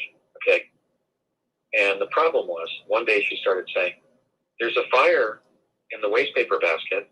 And she was going to every room, to every orderly, to every nurse, to every doctor, going, there's a fire in one of the wastepaper baskets. And because she had called wolf so many times, mm-hmm. when there wasn't a wolf present, right, because she had made so many untrue claims, it was axiomatically believed she couldn't be telling the truth. Right. And my friend, who realized this, went to that room to put out the fire in that wastepaper basket, resulting from somebody having thrown their cigarette in a wastepaper basket full of waste paper. So this poor sick woman, the worst abused person that can exist, this terribly tragic, innocent person who had been driven crazy by this terrible sex abuse at a young age by her father and his friends and next door neighbors. It was like a gang rape type thing that went on repeatedly. Had lost her mind, but she could still smell smoke and go over to a wastepaper basket and see it was on fire. Yeah. So we have to remember that even deluded people who are always making stuff up, one time out of 100 or out of 50 claims or out of 20 claims, can be discussing something that's true. Sure. And that makes claims difficult. But does that mean that Max Spears had contact on Mars with me when I didn't have contact with him anywhere? No, that doesn't mean that. Those are like the false claims of the mentally ill, the deluded who believe they've had conversations with snowmen out there on a scorching hot day in the California desert. Wow. They are impossible claims. Why? Because snow melts at a certain degree of temperature. Mhm. Okay, so the first hallmark, of course, is they never want to address the truth tellers. It's almost like as axiomatic as a false claimant of expertise never wants to address an expert. Oh, you really are a champion snow skier from the Olympics? All right, thank you very much. I'll go away and I'll go to the bar and not start bragging about being a snow skier. I have seen this in bars. In other words, bar stories, tall tales, collapse when the rube telling this tall tale meets an actual expert in that field, whatever it is. It can be anything from snow skiing to quantum physics. It can be a Jean-Claude Keely or an Albert Einstein. When they run into a real expert, a real experiencer, a real epistemological truth teller in that field, they flee. Are people, in a sense, fleeing on the internet in the literature of the secret space program when they won't talk about the first 8 Mars claimants? And by the way, only 7 being astronauts and 1 a potential astronaut who begged off. They don't. They're not. They may lionize Laura for not going. They may lionize her for being a figure on the lecture circuit, but was everybody on the UFO circuit telling the truth? Yes, I believe there were some, like I know Travis Walton, and I know that, as I said in our last show, that he is a humble and an honest and a good person, very nice person. And I know he's telling the truth. And besides, when Travis was abducted by extraterrestrials, it was seen by 6 of his colleagues. Right. 6 of his fellow foresters with their chainsaws in their hands in Snowflake, Arizona. Travis Walton's story has been true from the beginning. His real problem about telling his story is that the movie distorted what happened, what the ETs looked like, what they did to him, and so forth, what happened to him. But Travis Walton is for real. And so I just want to make it clear retrospectively regarding what I said at last week's show. By using the phrase Travis Waltonism, I was neither disbelieving nor insulting this fine person, Travis Walton, who's been telling the truth right down the center of the lane since he started going public. Very important process of truth telling. I was referring to Travis Walton to talk over and over and over again about the same cases, the same true cases, Travis Walton, Roswell, Benny and Barney Hill, and making everybody think that alien contact has been an uncommon experience, and it has not been. It has affected millions of people. And in fact, there has been such masking by the ETs, such memory suppression, that my research found that many, many people who see UFOs are then actually abducted, and their memories of being abducted are completely suppressed. And years later, they will develop cancer. They will have dreams where they remember what happened, have to go into psychotherapy. They have flashbacks and realize that, wait a minute, I didn't just see a UFO, they took me aboard. In fact, that happened with the Allagash 4. Remember those 2 brothers in art school and their 2 friends who were on the Allagash Reservoir? Sure. And they went on their boat. They sort of, they were on their boat, and one remembered, and the brother remembered, and then all 4 remembered, and then 2 began to disbelieve, even though they all agreed at one point that they had been abducted. Well, they also all remembered that they initially saw a light. Some of them initially said, I know that's a UFO, I know that's a UFO, I know that's a UFO. If I don't look at it anymore, if I don't look at it anymore, if I don't look at it anymore, it's going to go away. And they kind of sort of hypnotized themselves before being abducted. Then there was memory suppression. Then they were put back in their canoe.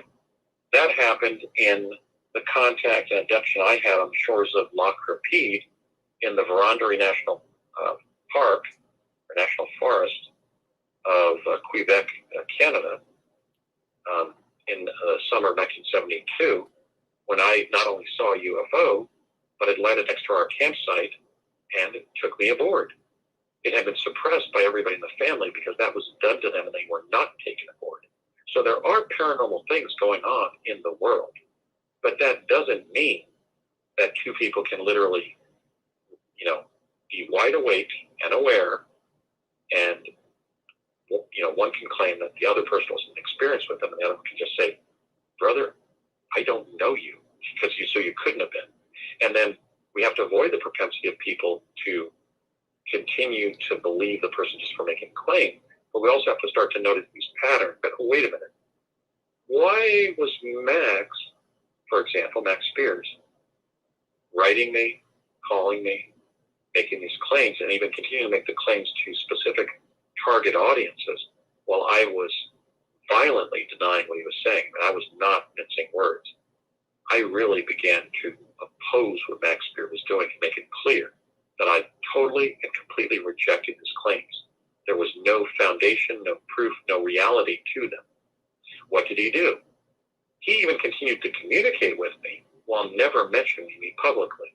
So anyway, that's the first pattern of the untrue claim, the false thread. For whatever reason, opportunism, delusion, mistake,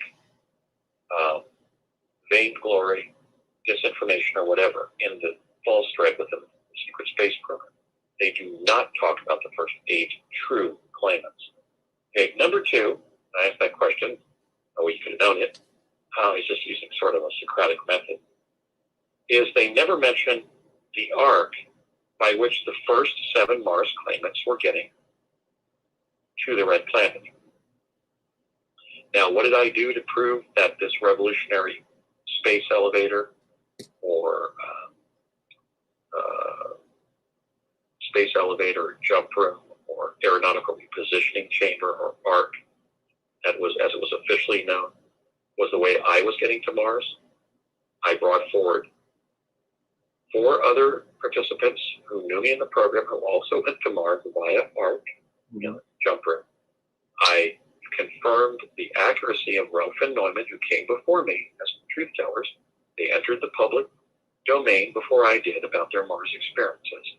And then I went to a U.S. Air Force general who is an expert on Howard Robert Hughes, and I gave him 4 pieces of information that somebody could only know if they knew and worked with Howard Hughes.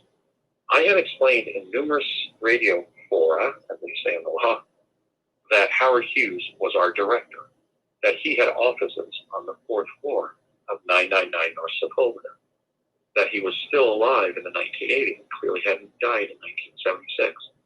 But beyond just basic things about Hughes, about the fact that he worked in El Segundo and did not die in 1976, but later in 2001, I gave information about Howard Hughes that was so specific and so esoteric and even unbelievable, even involving non-ordinary capabilities of Howard Hughes and non-ordinary things that had happened to them, that when I explained that in my Mars memoir, which will be published, and I presented those to an Air Force general who is an expert in Howard Robert Hughes, his life, his work, why his death was faked in 1976.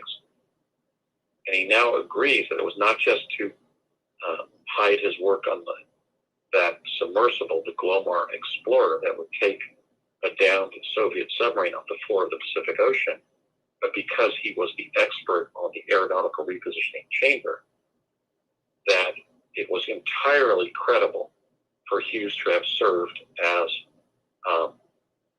the director of Project Mars and the director of the use of the Ark to get there.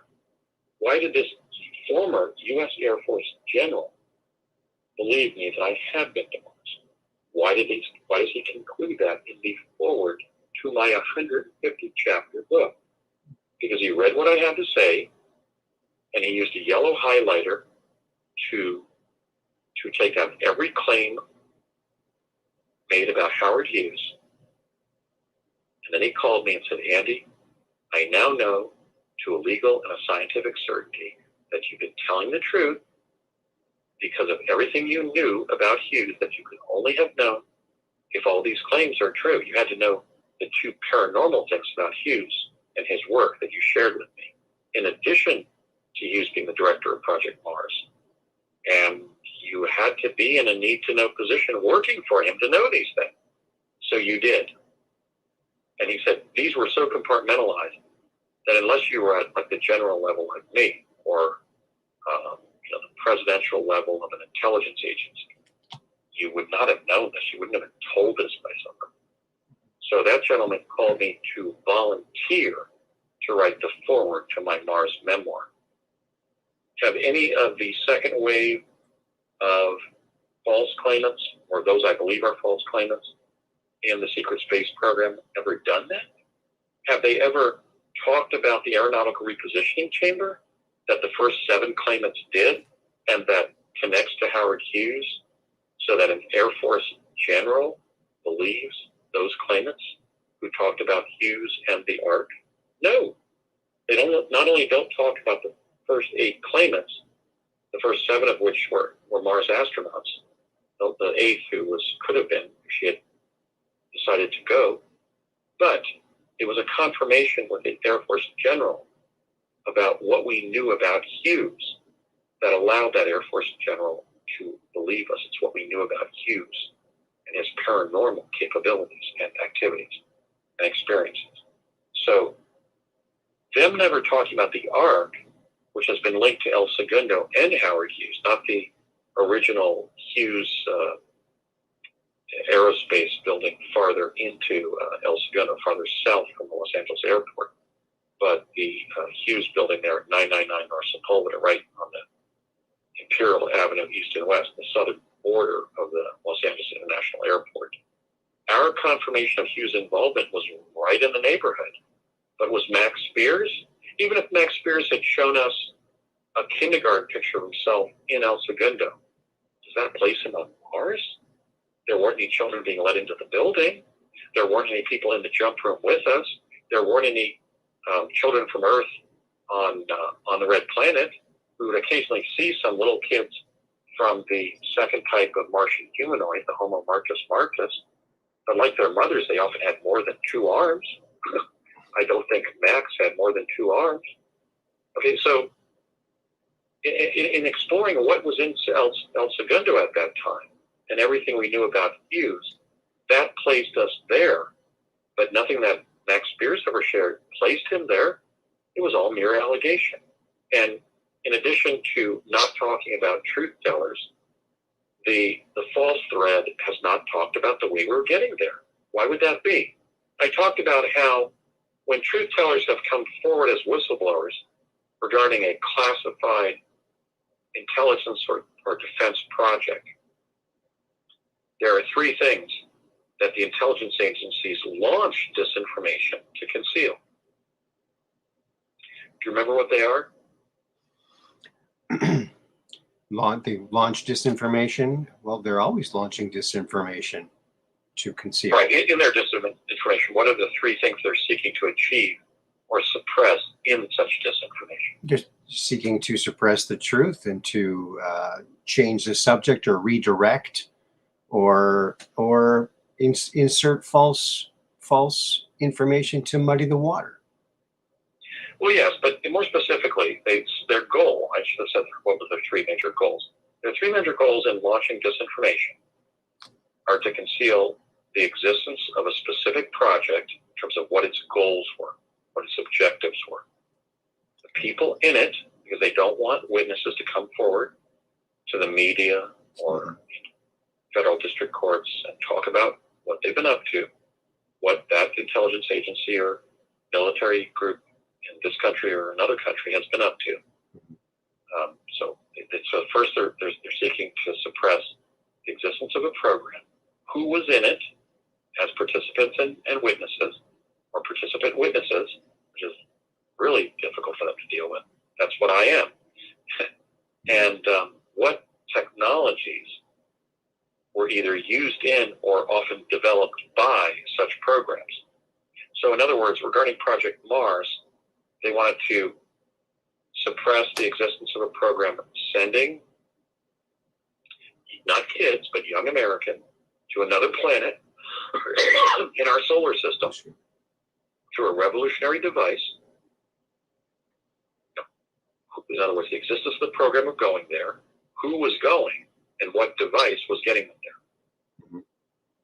Because has the Ark been introduced as a commercial way of travel around the world? Not yet. No way.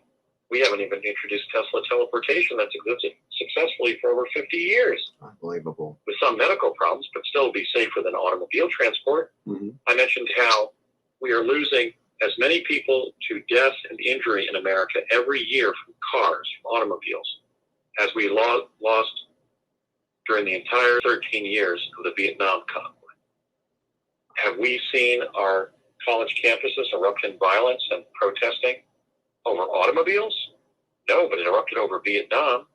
So was the baby boom really fully logical in what its activism was surrounded by? No, it was essentially joining a movement, a truth movement, if you will, to worry about the war as they should have, but not worry about the automobile as they should have, even as the brilliant and dedicated, disciplined, and ethical Ralph Nader, perhaps our greatest living American, was writing Unsafe at Any Speed about the danger of automobiles. We were more concerned about somebody being shot to death in Vietnam than killed by being flung out of an automobile because of a lack of seatbelt requirements or safety cushions at the back of people's heads or whatever, and the various things that Mr. Nader was writing about. Okay, so we are still in the same world in which we are not contextualizing what's important. And I had already announced, I had predicted that, look, now that we have 7 Mars astronauts coming forward, and the great-granddaughter of President Eisenhower saying that she was invited to go, when I could confirm that her aunt did go and went there once with me, they are going to start launching disinformation to achieve 3 purposes. To never talk about the existence of the real Project Mars, to never talk about people who really went in this secret space program, and the technology they used to get there and to get home. And that is the second major hallmark of this false threat. They never talk about the Ark, ever. It is always an alternate technology.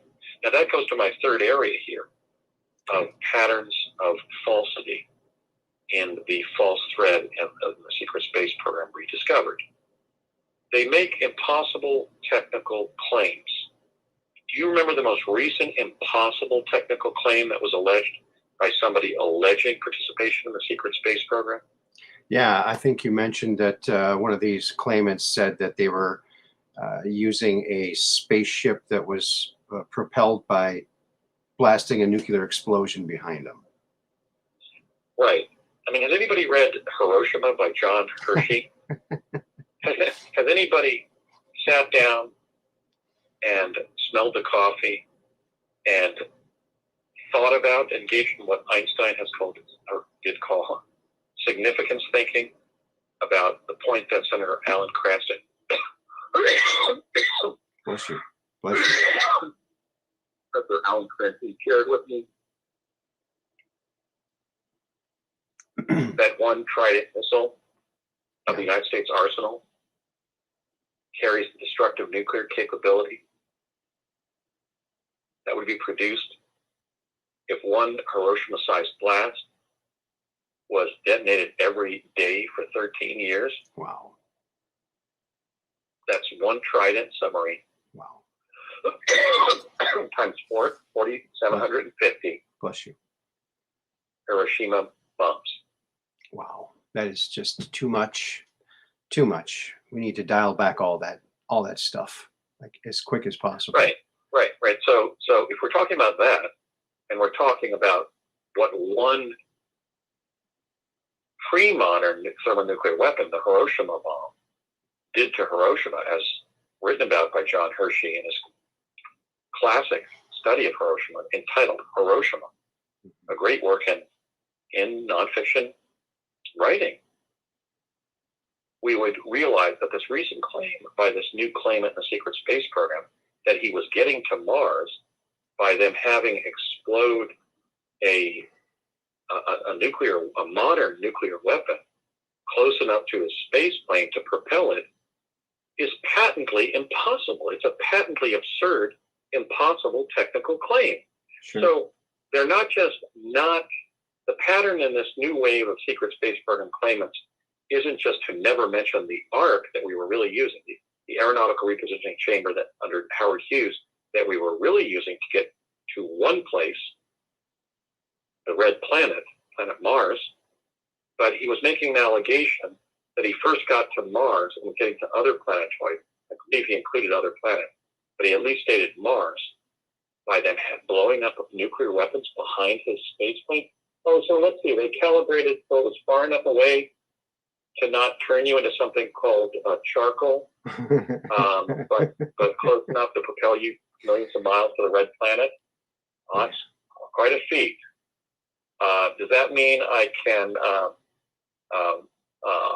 fry my bacon next weekend with my hand in the yeah, really on the frying pan for a half hour?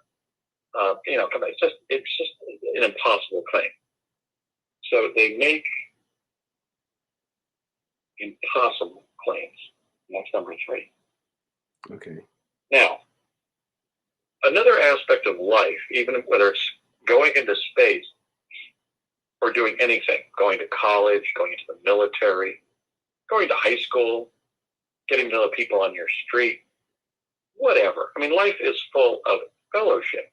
When we're not by ourselves, as a little kid, going goo goo gaga when mommy brings the bottle or whatever, once we grow up and we're able to walk and go outside and play, we start experiencing the fellowship of other people. Mm-hmm. Life, as I've stated, is one of the really excellent things about being alive. It's the fellowship of others. Mm-hmm.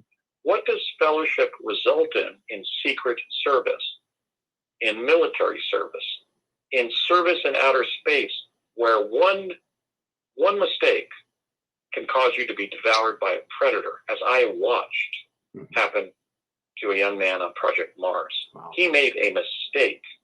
If he had listened to his fellows and not slid down the aluminum ramparts on the walkways on Mars that we were designing to protect us from predators, that were designed by Fluor Corporation of Southern California and were inspected by my own father for the Ralph M. Parsons Company of Southern California, when he was up there with me on the red planet, this young man would not have gone wee and jumped off the palisade down into a hollow and been bitten to death by one of the 16-foot tall dinosaur-like predators on the red planet. Wow. For which we had built those ramparts. In other words, he made a mistake. So my point in discussing that tragic story again is that on another planet, in outer space, especially in a secret space program, fellowship means a lot. It means survival. Mm-hmm. The reason they had us together for 3.5 weeks at College of the Siskiyous was to bond as comrades. Now, in addition to bonding with comrades so that you can rely on each other to save your life on another planet, when you have gone into space, the same planet or planetoid in space for years, you have to have comrades. How is it then, Aaron, that about 8 to 12 secret space program claimants came forward after the original 8, and they stated they had been in outer space 20, 40, and 60 years, and they could never mention a single comrade? How could that be? How could you go to college and not make a friend? How could you go to high school or junior high school in the Los Angeles Unified School District high school or junior high school and never play a game of pickup basketball? There are numerous basketball hoops on every school ground in Los Angeles. Every elementary, junior high, and high school playground, and in many college campuses, there are basketball hoops. How can you say, I never even went and watched a game of pickup basketball? I didn't have any friends in high school. I never played a single game of basketball. Basketball was required in Los Angeles high schools. You can't make that claim, as was always a physical education sport. Wow. Or marching band. So, or weightlifting. So what I'm saying is that it is not conspicuous it is impossible that claimants in the secret space program couldn't have had a single comrade wherever they said they were going. Well, it cannot be true. You have to have comrades if you went 20, 40, 60 sure. years, just to Mars or the moon. Now, I have interviewed Corey a couple times, and I did ask him that question, like, did they give you a different name? And he said, yeah, I went mostly by Jim, which his name's James, but they only went by first names. And he said that you'd be working with people and they would just have this certain body language and the way they talked and the way they held themselves seemed like it was from the 1950s to the 1940s, because they were pulling people from different times. But I don't think they used the full names. They just used the first name for operational security. So that might be why. Wait a minute. Another pattern that I didn't even add to the threats of validity of new claimants in the secret space program is that they kind of use the double secret technique, let's call it. Like Randy Kramer saying he was in the Marine Corps Special Section. Yeah. And when a former Marine, Ken Johnston, who I was on Mars with, went to the Los Lonos, New Mexico Marine Corps recruiting station, and we asked, is there a special section of your branch of the service? No. Was there a Captain Randy Kramer in the Marine Corps from the time it was founded till today? They said no. No Randy Kramer, no Randall Kramer. And they also said that there was no Randall or Randy Kramer in the Marine Corps between 1987 and 2004. So a corollary technique to not bringing forth comrades is to come up with excuses for why they haven't. But I'm saying that, look, if you are not a very social person, but you go to, let's say, a UC school in California, Berkeley, LA, San Diego, whatever, Santa Barbara, you can even be shy or avoid crowds or avoid socializing, and you have to meet somebody you can name in the 4 or 5 or how many years it took to get your bachelor's degree. That's just the nature of like going to the same grocery store. You finally find the name of that nice lady who always bags your groceries, is always so nice to you and has a kind word to say. In other words, what I'm saying, Aaron, is it is part of human nature to develop friends, comrades, contacts that can be named after years of contact. And I used the example that I was a very shy 4-year-old when I went to kindergarten in 1966 at Mount View Road School in Morris Plains, New Jersey, and then turned 5 a couple weeks later because I was September born. And so school started like on September 4th, and then 2 weeks later I turned 5, and then my picture was taken, that sort of axiomatic picture of me as a little kid. That's me at 5 in 1966 in that plaid shirt. Now, at that time, I took some good pictures for my school portrait, but even at that time, when like a group portrait would be taken by my family or among my friends in my neighborhood, I was so shy, I would actually turn around and not let my face be photographed. It was almost like a sort of aboriginal fear of having my spirit captured by my photograph being taken. And yet I can sit here and from memory as a 60-year-old, 55 years later, 56 years later from when I started in kindergarten, 55 years later from when I left kindergarten in 1967, I can name off the top of my head 20 or 30 kindergarten classmates from, David Campanelli to Vincent Morghese to Michelle Marino. I can just sit here and name names.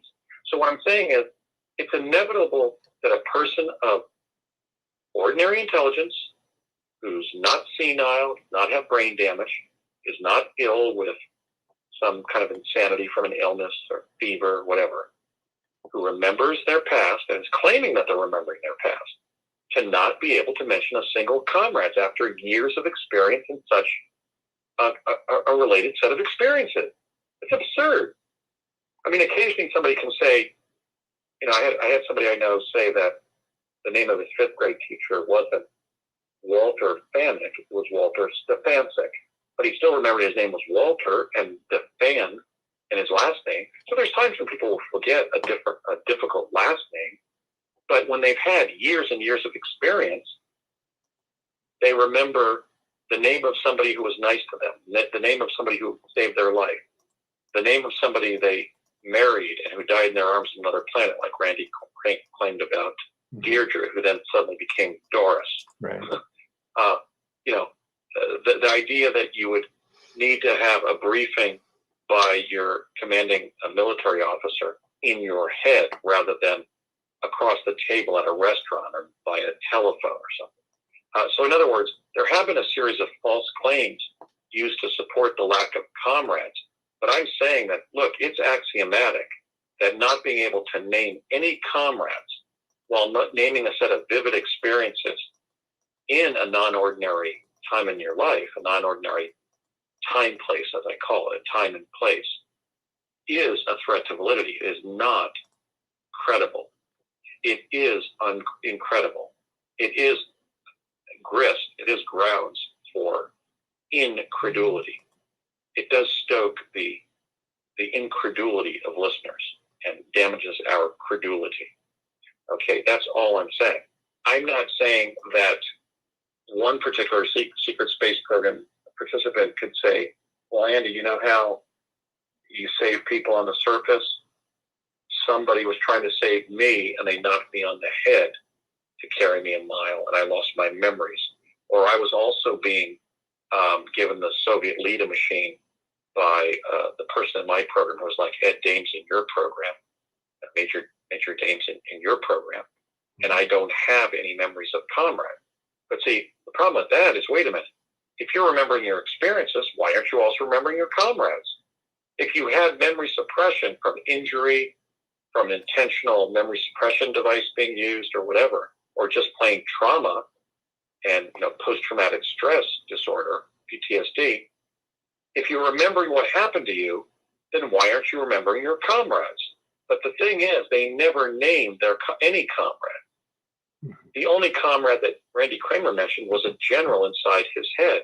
And when Corey Good said to you that he was known as Jim, and he always knew people tangentially, I'm sorry, Aaron, I know you believe Corey, but that seems to me to be a threat to the validity of his claims.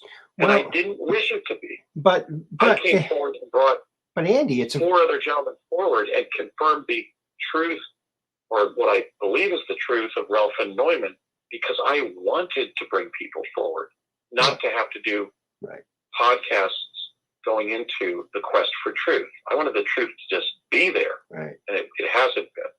So it's my position, and it is axiomatic, that if somebody is claiming they have been through years of experience in the secret space program, and they remember what they did during those years of experience, and sometimes many years of experience. I mean, after all, Aaron, I was going there between July of 1971 and July of 1981 and August of 1984. 31 months, or no, 3 years and a month. 3 years and a month. So what is that? That's 37 months. Now, I have told so much about what happened to me, and I have brought forward four others who served with me just from those 37 months. How could it be credible to say that for somebody to say that they spent 20, 40, 60 years, even doing 20 years and back, as Corey did after he originally claimed he did 20 years and back, or as Randy did when he initially never claimed he did any 20 years and back, then he began to state that he did 20 years and back when Corey did, just as Ralph had claimed in 1999. If they did all those years of service, why don't they mention any comrades? They had to know the names of people. I mean, I ended up knowing Howard Hughes' middle name was Robard. I ended up knowing that CIA agent Courtney Hunt's middle name was Maurice. I even asked him, Courtney, what does the M in your name stand for? Because he would sign or write, or his name would be written on documents, Courtney M. Hunt. Okay? So I said to him one time, Courtney, and he was somebody I not only was trained with, but went to the Red Planet with him several times. And he said, no, it doesn't mean Michael, Andy, it means Maurice. Okay, so what I'm saying is, in the real experience of the secret space program, it was not inevitable or common to learn the names of your co-participants, at least some of them, your comrades who were going there. It was impossible not to. And the fact that these new claimants are not doing so and coming up with creative reasons to explain, oh yeah, I did all this. I did it for 20 years. I did it for 40 years. I did it for 60 years. And now I'm giving you one measly little reason why I can't tell you the name of a single comrade. The reason they're not being able to name a single comrade is because their claims are not only in isolation, they are not true. They are making something up that's true for them and nobody else. How was it that I was so easy to bring forward the four that did join me in the truth movement? Stillings, Mendez, White Crow, and Johnston. Well, they came to me, Aaron, right, because they knew I was telling the truth, because they knew me in the programs I was in.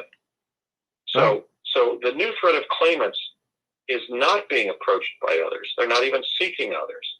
They're not inviting a discussion with those who really went, and they're not naming any comrades. Yeah. Now, a corollary of that, and another standalone aspect of the false thread in the secret space program Rediscovered, is that they never bring comrades forward publicly. In other words, when they do mention somebody in the way that Randy Kramer mentioned one commanding officer, as did Solomon Burke recently name a military officer that he had contact with as an archaeologist or something, some kind of biologist or archaeologist or something, sent up to Mars. They may mention a comrade occasionally, usually one comrade, but the distinguishing characteristics of that claim is that they then don't bring that person forward publicly. Mm-hmm. Well, yes, Aaron, I can say I just went into the elephant forest in San Luis Obispo and saw Sasquatch or saw a unicorn. But if I don't bring evidence of that creature with a photograph, a videotape, another witness, I am just making a claim in isolation that I saw something somewhere. And if I just say, well, yes, my friend so-and-so from Cal Poly San Luis Obispo was with me when I saw that Sasquatch in the elephant forest in San Luis Obispo, it remains just a claim. So in other words, you can't just name comrades. Your claims begin to be proved as real rather than false when you then bring those comrades forward publicly, at least in evidence, not necessarily physically forward publicly, mm-hmm. but in a signed affidavit, in a videotape of what you shared in common that you saw and so forth or did. We're all free to give testimony about what we did or what we perceived, mm-hmm. and have it be treated as direct evidence. Mm-hmm. But when you say somebody else was your comrade in the secret space program and then you don't go on and bring them forward publicly, all it is a mere allegation. So in light of the fact that I was saying that these individuals are never even mentioning any comrade after 20, 40, 60 years of service, involving even 20 years and back, as Corey Good claimed, and did so after his claims began to be challenged by Randy Mulligans and Alfred Weber and others, which I wasn't really participating in. I was just sort of studying what was going on. They then began to say, oh no, there was one person I now remember. It was General so-and-so. It was scientist so-and-so. But then they don't give any information about how to reach the person. They don't bring them forward publicly. Oh yes, it was, I was on Mars, and oh yes, now that Andy's saying that I had no comrade there, I had, let's see, either the Emperor of Ice Cream or Arnold Schwarzenegger was my comrade on Mars. In other words, they're just making stuff up, okay? Let's be real. Let's remember that even in Scripture, it is made a violation of the Ten Commandments to bear false witness. And we have become naive about the human propensity to bear false witness. And that's crazy. That is almost like a form of mass insanity. And I won't go into the virus. I won't go into the vax, but we're seeing it all over American society. I had a nightmare a couple nights ago because it was basically the fact that I was becoming concerned that we were seeing mass insanity in this country. Yes. And I have to tell you that somebody saying, oh, yeah, I was in outer space and I was on Mars with General Fernstruck. And then a brilliant exopolitical researcher like Dr. Sala says, okay, tell me about Dr. Fernstruck or General Fernstruck on the Red Planet. Can you give me his name? Can you give me his phone number, his date of birth, a picture of him? Tell me what branch of the service he was in so I can contact the military, how old he was, if not his date of birth, the year he was born, or around how old he was. Was he Navy or Marine or Air Force or Army, or what was he? What had he served in of a conventional nature? What was his rank? What we're finding with the false claimants is that after making substantive claims, when we ask substantive questions about such supposedly substantive claims, they then go up and can't tell us. I mentioned how the second time Randy Kramer was asked by me live on stage, what was the name of some of those comrades you had on Mars? And that was in 2017 in Yelm, Washington. He couldn't remember the name of the wife that he said had died in his arms 3 years earlier when he was interviewed by Dr. Sala in early 2014. Okay? And that's not credible. That does not pass muster in a court of law. That does not pass muster in the social science of a university scientist or anthropologist or whatever, biologist. It is not science. It is science fiction. It's a game. You know, when Johann Fritz, the individual whose real name is Will Nutter, and he stated that he had 2 PhDs, and Dr. Sala asked, "Oh, really? What did you write your thesis in to be awarded those PhDs from the University of Phoenix, that night school?" He couldn't tell him. He could not tell Dr. Sala, well, my first degree in biology was working with nematodes, blah, blah, blah, blah, blah. My second degree in whatever was blah, blah, blah. In other words, he couldn't state what he earned PhDs in. Well, Aaron, the average awarding of a PhD from initiation of studies in America is now 7 years until conferral of the doctorate in philosophy. Wow. I was going to go back to Cambridge to get mine after I was invited, my PhD CanTab, as it's called. But I thought, I really don't want to become a college professor. So why waste even another year here? Why not just go practice law? Yeah. So I went back to America, and a year later passed the Washington bar. Awesome. And here I am in Washington. So rather than, in some college town somewhere in the USA, not in this state, or in Australia, where I was offered a job with Australian National University if I did get my PhD at Cambridge. I gave that up for the law and truth, justice, and the American way.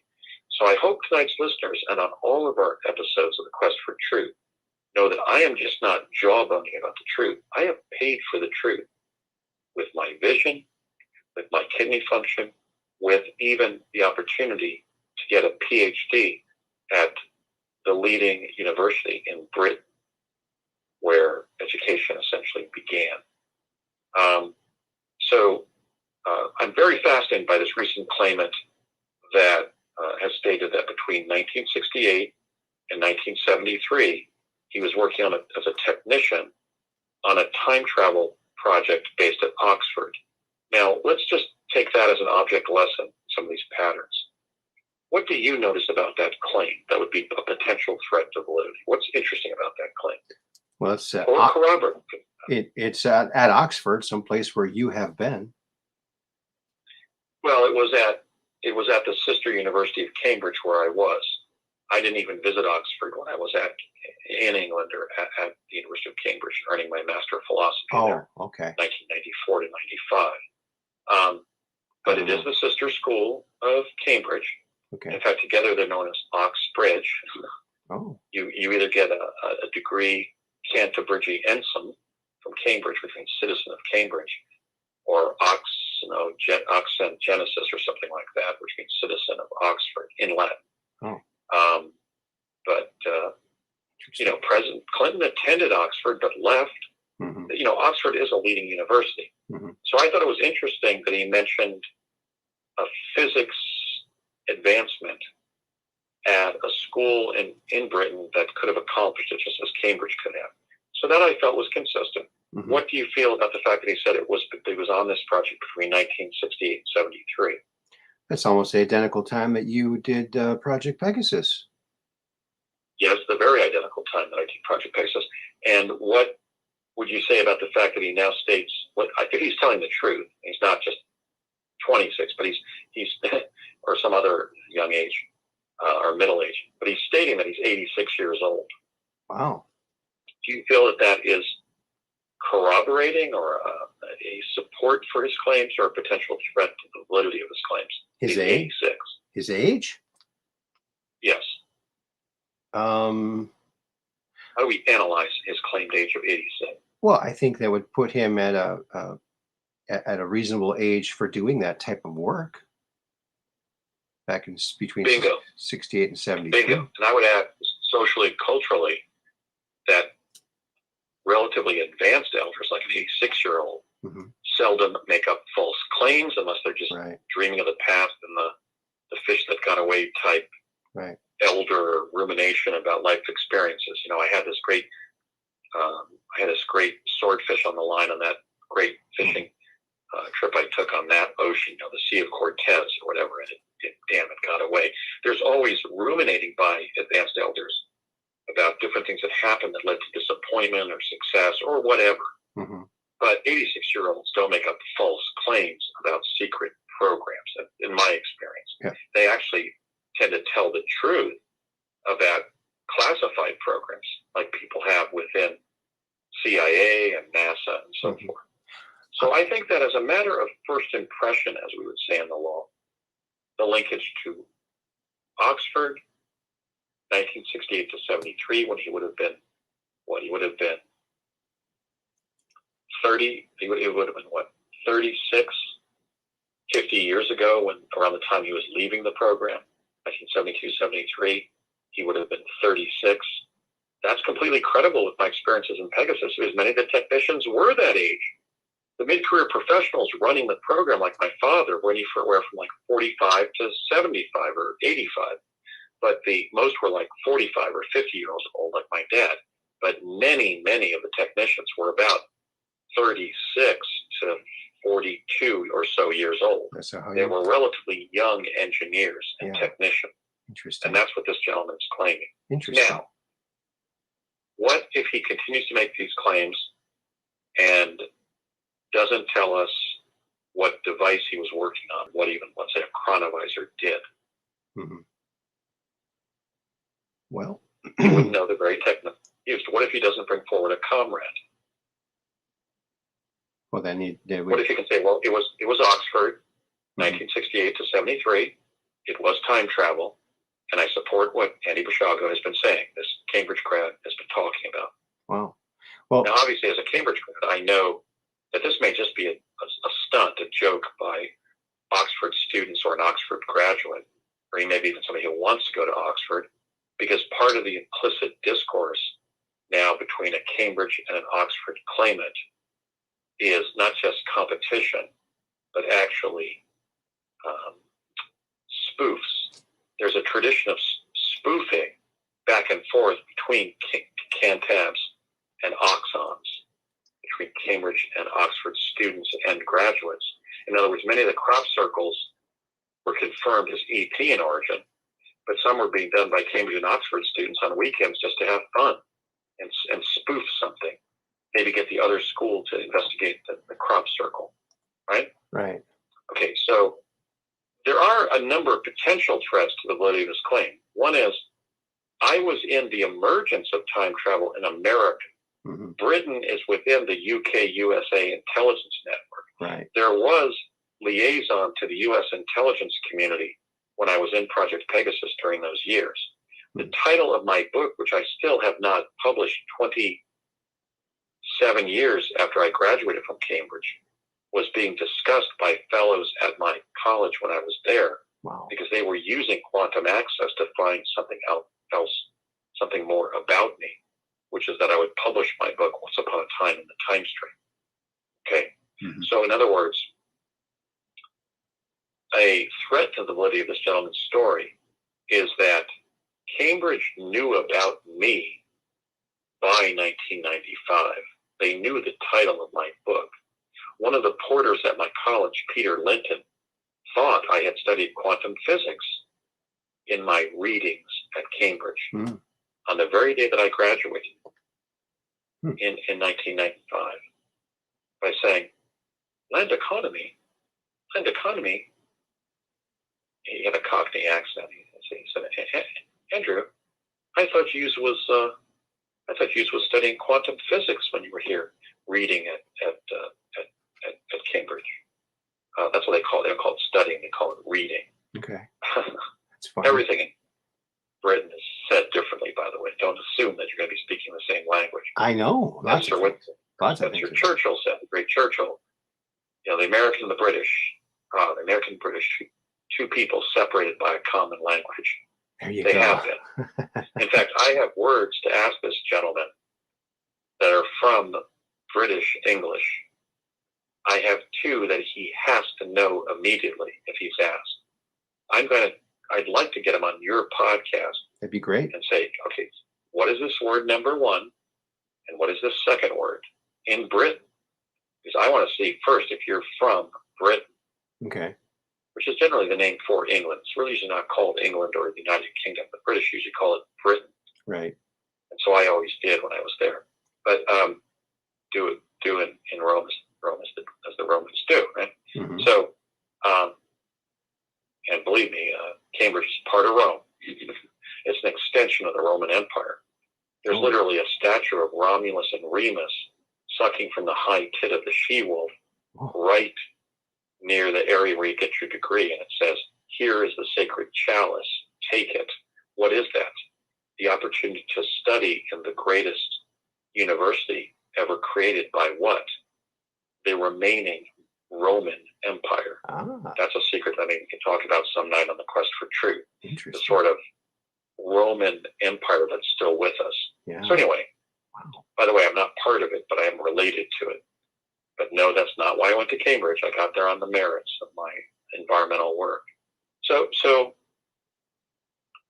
I think that it's fair to say that this gentleman's claim that he was on this time travel program in Britain is challenged by the fact that time travel was emerging in Project Pegasus in those years in America, and we were always in bed with the British, but not the Russians.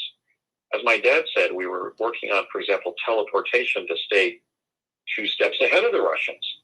But nobody ever said we're doing this to stay 2 steps ahead of the British. So in other words, if this guy was at Oxford in a time travel program in those years, he was essentially in a common project with Project Pegasus. It sounds like so it. we have much to ask this gentleman. It sounds logical. Okay, what are these words, British English? It does sound logical that the U.S. would have England do their own experiments, because what if the U.S. people blow themselves up? They would lose all that information. It'd be smarter to do it in 2 or 3 different places, really. Oh, and they did. And they were doing it all over the country. Yeah. And so when Penny Bradley says that she teleported or was chronovized from a place beneath a bridge in Montauk, I'm not discounting that, having my old friend from the 90s, the journalist John A. Quinn, on his website Newshawk, prove Montauk, just as it's always been my official position that Nichols and Moon, Preston Nichols and Peter Moon, were writing about a real device, writing about Project Montauk, because the Montauk chair exists. I was in it for years. Yeah. It wasn't called the Montauk chair, but it was called the chair, and it was doing what they said. I was in it. And so when Dr. David Lewis Anderson said in 2002 on Coast to Coast AM, I believe with the original Art Bell, that in 1970 the Montauk chair went national and involved thousands of American school children, I literally fell off my chair at my desk in suburban Los Angeles, because I was one of those kids. Wow. And here this brilliant time travel scientist was proving what I was trying to convince my siblings. So, and my skepticist friends from UCLA. So this gentleman may be telling the truth. In fact, in epistemology, the fact that he's isolated the same years could be corroborative information, but it could also be imitation. Sure. That's one of the things you have to discern. In other words, internal inconsistency regarding a person's own experiences is then also subjected to the truth or falsity of excessively consistent information with somebody else's claims. So in other words, a foolish inconsistency of one's own claims, like when Randy Kramer 3 years later couldn't give the same name for the wife who died in his arms on the red planet, that was foolish inconsistency of his own claims.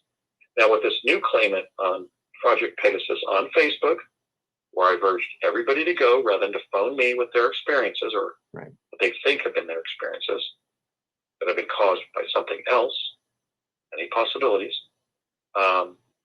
may be possibly corroborative of me because it's a consistency with my information that I've already proved, as I did on this very podcast. But at the same time, we have to look for sort of foolish consistency in terms of imitation. It can be one or the other. It can either, as I've said many times, it can either be corroboration or copycatism. So let's find that out with this gentleman. I think it could be an important story. The fact that he's 86 certainly interests us, if in fact he is. And as I said, not just like an Oxford student spoofing this Cantab. And by the way, I'm only a Cantab, as they say in England, or Britain, because I graduated from Cambridge, not because I went there. Okay. When you're at Cambridge, you're a Gownie to the townies, and they make fun of you or even try to beat you up. Fortunately, I was spared of that. Wow. And but we had somebody razzing us as we were marching to graduation. Not an American tradition, but it's a tradition in the town of Cambridge. So I only became a Cantab to other Cambridge professors and graduates in that country by graduating from their finest university, not by just going there. I mean, Rajiv Gandhi, who became the Prime Minister of India, one of our largest and most technically capable countries, one of our most emerging economies and societies. Great people, yeah. Was sent down from Jesus College, Cambridge, because he was such a party animal when he was at Cambridge. So even great individuals have been sent down from Cambridge, despite Darwin and Erasmus and Jawaharlal Nehru and Indira Gandhi and many, many people having graduated from that university have gone on to illustrious careers. But we don't know whether this guy is an Oxford employed technician. He did not say he's an Oxford graduate. Certainly it's interesting that both Stephen Hawking of Cambridge and David Deutsch of Oxford, leading physicists, were on the wrong side of time travel, just as Michio Kaku and Ronald Mallet of the United States were or have been, by not even calling me. I mean, I was literally confronting Michio Kaku in 1982 about my time travel experiences, particularly teleportation. And he literally walked across an auditorium to avoid talking to me, to avoid talking to me, and then went on to write a series of books about when time travel will be achieved. When I was right there in 1982, available to tell Dr. Kaku that I had time traveled. And then Ronald Mallet was just rolling his eyes when I was on Huffington Post Live with him. Oh, this guy has to be lying or crazy because I still want to achieve time travel so I can achieve that in science, and particularly as an African American, and go back and see my dad. And I was literally saying, I respect your efforts, Dr. Mallet. You're a heck of a nice guy and a brilliant scientist. But we were already doing it. DARPA put me in a series of time travel experiments. They had already achieved it. So I'm a little bit suspicious that this gentleman is saying he's a technician at Oxford, not a brilliant physicist there, not a student there, or not a graduate of Oxford. That's a little bit suspicious, I would say, right away. That sounds a little bit like a British tall tale. Oh, I was at Cambridge or Oxford. You mean you weren't a student there? You weren't a professor? You haven't given lectures about that for years? It's just a little bit suspicious in terms of the British context. But I am interested that he is 86. And I do think that the Oxford connection is possible. And it's really, as you kind of demonstrated, as you stated, it really is essentially an American connection, in the sense that, they could have compartmentalized the time travel work to get some of it going on over in Britain. Even, for example, in the event that the U.S. was destroyed in a nuclear exchange with the Soviet Russians, or the Chinese or something.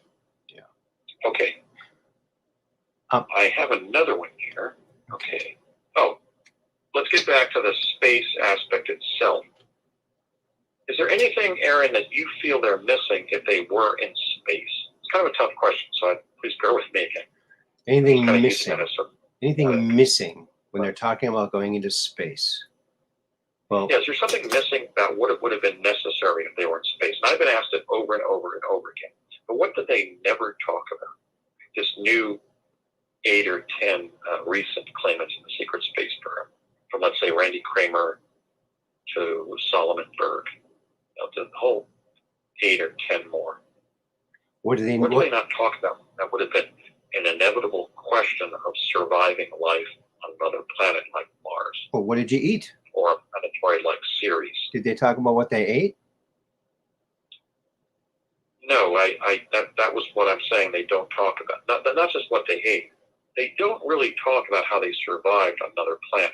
Let's just take my claims in that area first. What have I said that has been about my survival on the red planet? What have I mentioned? Well, you said that you had to carry Bernie Mendez like a mile or two in the very right. oxygen. We had to rely on each other to save each other's lives in desperate situations. You had hypoxia. Hypoxia in your legs. A mile from the jump room known as the corkscrew.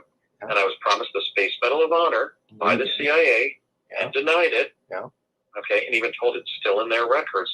Great, are they going to put that on my casket when I'm dead? Jeez, okay, that's one of them. I told how we relied on each other as comrades to survive. So that's kind of a corollary of naming comrades. What else? Naming comrades. The names of the ships, maybe, or the. Well, the names of their ships, but our jump room didn't have like a name like USS Eldridge or something. Right. Okay. Like the technologies to get there. The technologies to get there. Well, they don't mention the Ark. That was the technology that was being used there often many, many years before they claim they've been sent. Because some claim they just are still being sent. Mm-hmm. Okay. So we know that Ralph was probably telling the truth, and he apparently first started going in 1976. That was the year that Hughes supposedly died, but didn't, according to an Air Force general that I know in my own experiences that I've shared publicly. Mm-hmm. And I was going 5 years later. That's all in the right developmental timeline. So no, the things that they haven't talked about surviving once they got there, not just the Ark that we were using to get there beginning around 1976, hence necessitating the faking of Howard Hughes' death in April of 1976, that whole bizarre story about his decline and demise. They don't talk about how they survived on the Red Planet in terms of food, water, comradeship, weapons, or anything that we've all talked about who were actually going. I talked about the fact that we could bring a small snack, but usually didn't because we were going for such short times. We could bring water because we weren't drinking the small ponds of water on the surface because we were told it might be poisonous. Oh, wow. And not with germs not on Earth or viruses not on Earth, but chemicals. You could bring. You could bring snacks with you. We could bring snacks, but I never did. So wait a minute. Brett Stillings, and I've talked about Brett Stillings bringing water, and the fact that the aeronautical repositioning chamber was dehydrating a massive amount of, like 60% of the water in a spring water bottle on the way up. Mm-hmm. We've all talked about that. We talked about that years ago. That was survival. That was what Brett needed as a 14, 15, 16, 17-year-old to survive another planet because he needed to slake his thirst. I didn't because I was older and bigger and I could go longer without water, but I could have brought water. We've talked about it. But do any of these new claimants ever say, this is what I ate? Now, bear in mind, when I say they never talked about what they ate, it's after years of service. They had to eat. There was some development with Randy Kramer of this question and some with Corey. Right. Good. But in the main, the new secret space program claimants don't really contextualize or explain how they survived in space. Right. They just don't touch it. Right. I have going back to when you were talking about the other claimants not bringing people forward and knowing the names of people, something crossed my mind. I thought I'd bring it up, and that is that you might be kind of a special case since you were the son of someone in the programs, that you were maybe made privy of these people and the names of these people, whereas these other people might not have been that high on the chain of need to know, and maybe they weren't given the names of some of these people. Well, it's a neat premise, but it's not really accurate. I was probably asked to serve in Project Mars because I had served ably and well as a child in Project Pegasus, and because my father wanted to give me the opportunity to be an astronaut, and certainly would also be proud when all of this was ultimately told, as it is being told. But, I mean, as I said, he had been putting posters of Mercury, Gemini, and Apollo missions on my wall when I was a kid. Okay. He gave me a picture of Mars from the Viking mission in like 1976. He just brought it right into my bedroom and handed it to me. Nice. So I was getting briefings because my dad was in the U.S. Defense Technical Committee. But everything I was learning in my training or on the surface, other Mars astronauts were getting. Okay. And we were all angry that we were being under-briefed, particularly by CIA. I even had that confrontation with Courtney Maurice Hunt of the CIA, where I said, Courtney, do you know how you're very much like an extraterrestrial? I was like saying it kind of in a pissed off way. You know? He said, no, Andy, I'm shocked that you're even saying that. And I said, well, you are. And he said, how? And I said, you don't give answers to undesired questions. Oh, okay. So, no, the truth is we were all being kept in the dark more than was healthy, and that included me despite my dad's service. Okay. You know, when my mom was dying on her deathbed, she admitted to me that she always knew I was time traveling. Really? But for the years leading up to her death, when I was talking to my siblings about time traveling, she was talking about Andy telling his stories. Oh. So fathers on such projects and mothers married to such men were constantly sort of avoiding discussions, avoiding letting other siblings know what the other child was doing. When I interacted with Brett Stillings' mom, Gail Stillings, a very delightful person, a very generous woman, at the same time, she would never talk about Brett's experiences. If I mentioned Mars, she would simply shut up and not talk about it. Wow. I could talk about anything else but his service in the secret space program. So in the main, in response to your premise, I think it's safe to say that the whole knowledge, the understanding of who really went and who didn't enter the secret space program was harmed by withholding information from the participants themselves, even through their own parents. Yes. And that's what I'm trying to correct. I believe in truth, justice, and the American way. Yes. Not what the U.S. intelligence community and military has done to damage this country. So no, I wasn't given special treatment of any kind on either project because I was my father's son. In fact, more was demanded of me. Sure. They thought, well, gee, if you're Ray's son, we want you to go over there and shoot your photo flash gun at that predator, save these 3 fellow astronauts or whatever. You see, they were expecting more of me. Fortunately, I never had to use my photo flash gun to do anything but break open a rock on the surface. Right. At the request of Brett. Wow. and it cracked open, and the fresh out of water came out of it. So we realized there were underground aquifers Wow. on the red planet. Interesting. So that was one scientific discovery that I can be credited with Interesting. by using my photo flash gun when I shouldn't have. So fortunately, it led to something positive. So you mentioned your mother. Just a second here. Now, something has been in my head since you talked last about when you were in Santa Fe, New Mexico for 3 weeks with your dad, and he went out somewhere with Connie Chavez. You asked for the area code of your home number. Then you called your mother, and she said, well, this can't be you, Andy, because I'm looking at you in the den. Well, I keep wondering, I wish he would have asked to talk to himself. Can I talk to the other Andy? And I could have. That would have been funny. And in fact, these kind of conundra of paradoxes of being two versions of yourself in two different places at the same time, that did occur. Remember how I described how when we learned we were going to be spending whole summers in New Mexico and then teleporting back to arrive 50 minutes after we had left at the beginning of that summer and essentially experiencing a second summer of 1970, 71, 73, access fall of 71 and the summer of 72. And we asked, what will happen if we have our family go out to vacation in New Mexico during that second summer? And they said, you will see, if you come here to where you were, you will see yourself walking around involved in project activities, but we don't want to let you do that because if you touch yourself, we're afraid that the curve of binding energy, written of by my fellow Cambridge grad John McPhee, will cause a massive explosion.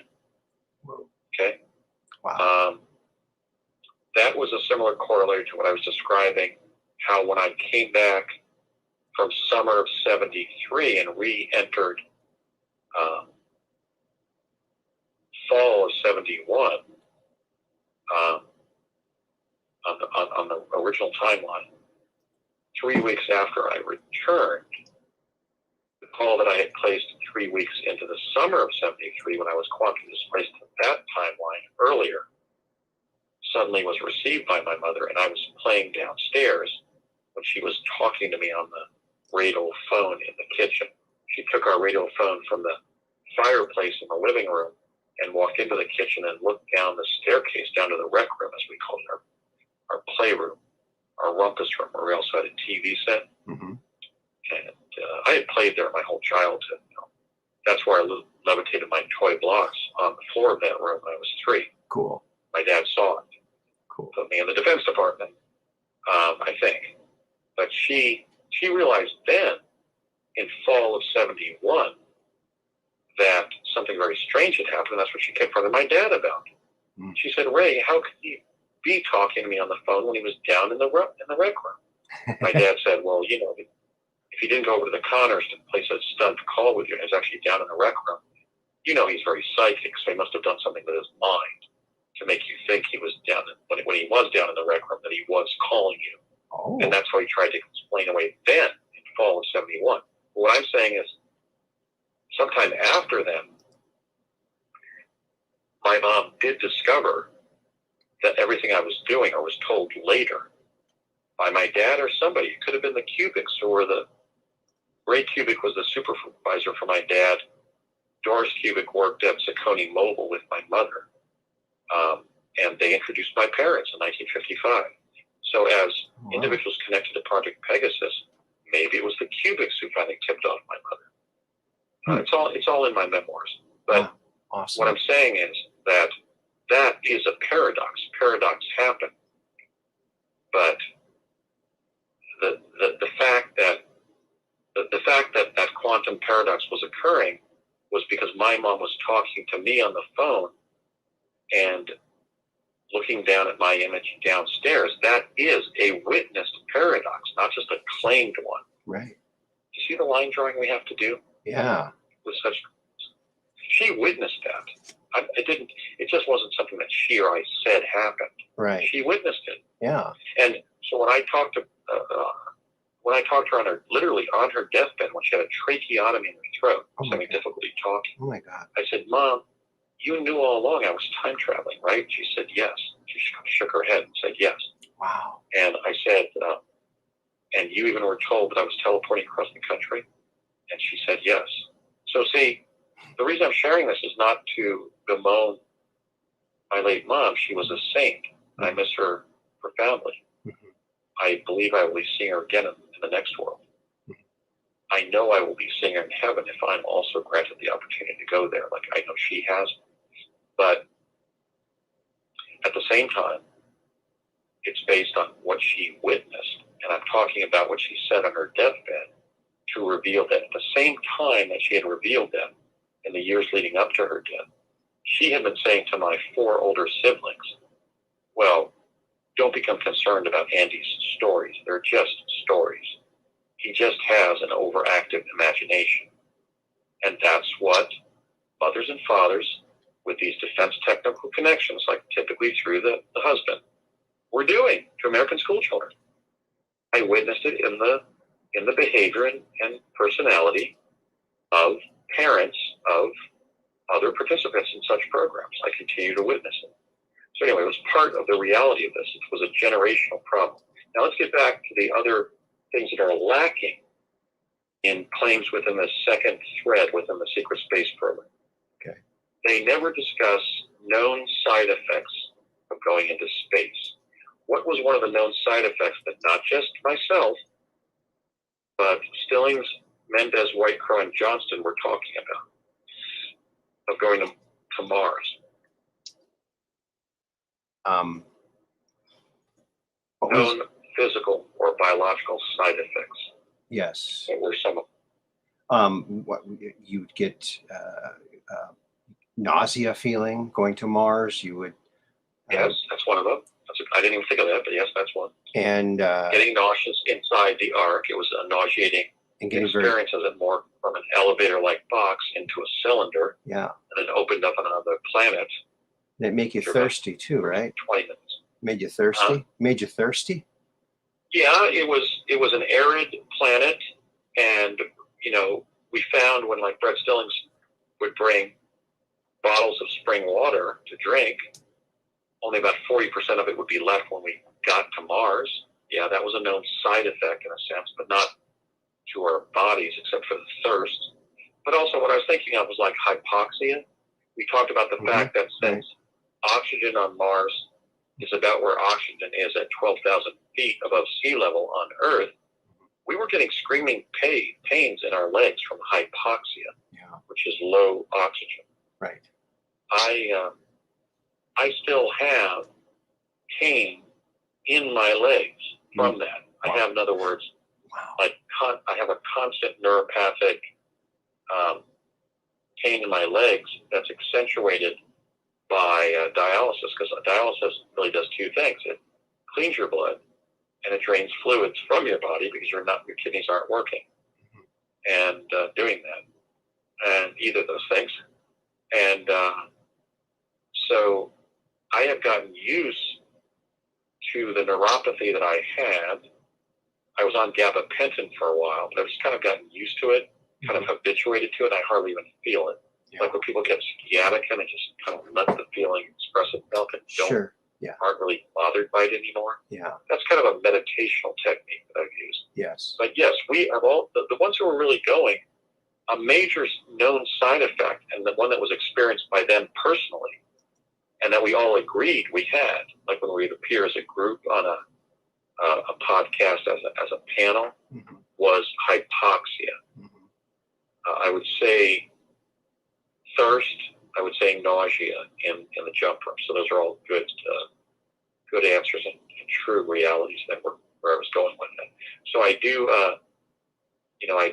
realize that these are kind of brain teasers that I'm giving you. So thank you for being a good sport. Well, providing such excellent idea.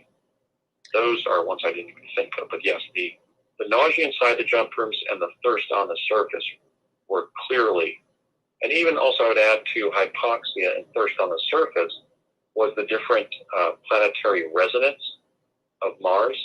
It did not have the Schumann resonance of Earth. Right. And we had to habituate to it as biological beings evolved and born and developed in our mommy's wombs on Earth.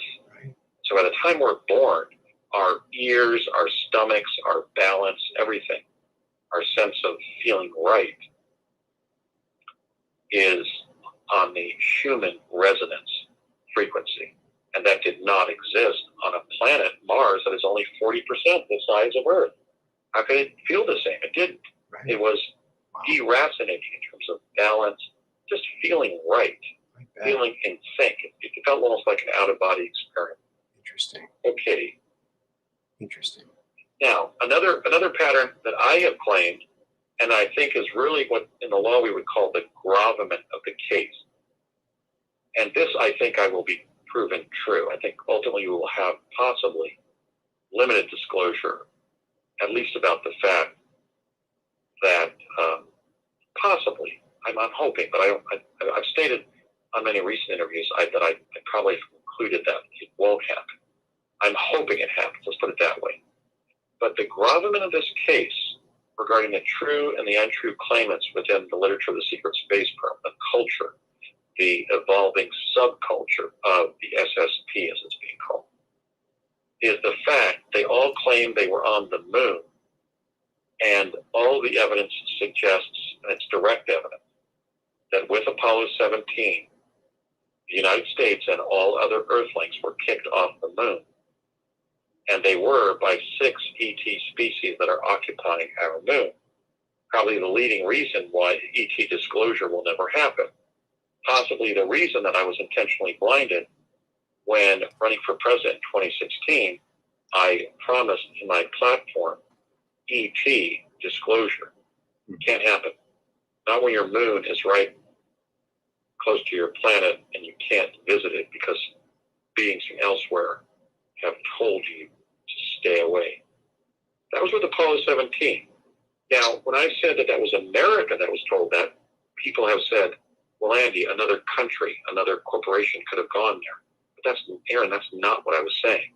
I was saying Earthlings were told to stay off our moon. Not NASA, not Americans, not the people aboard Apollo 17, but Earthlings.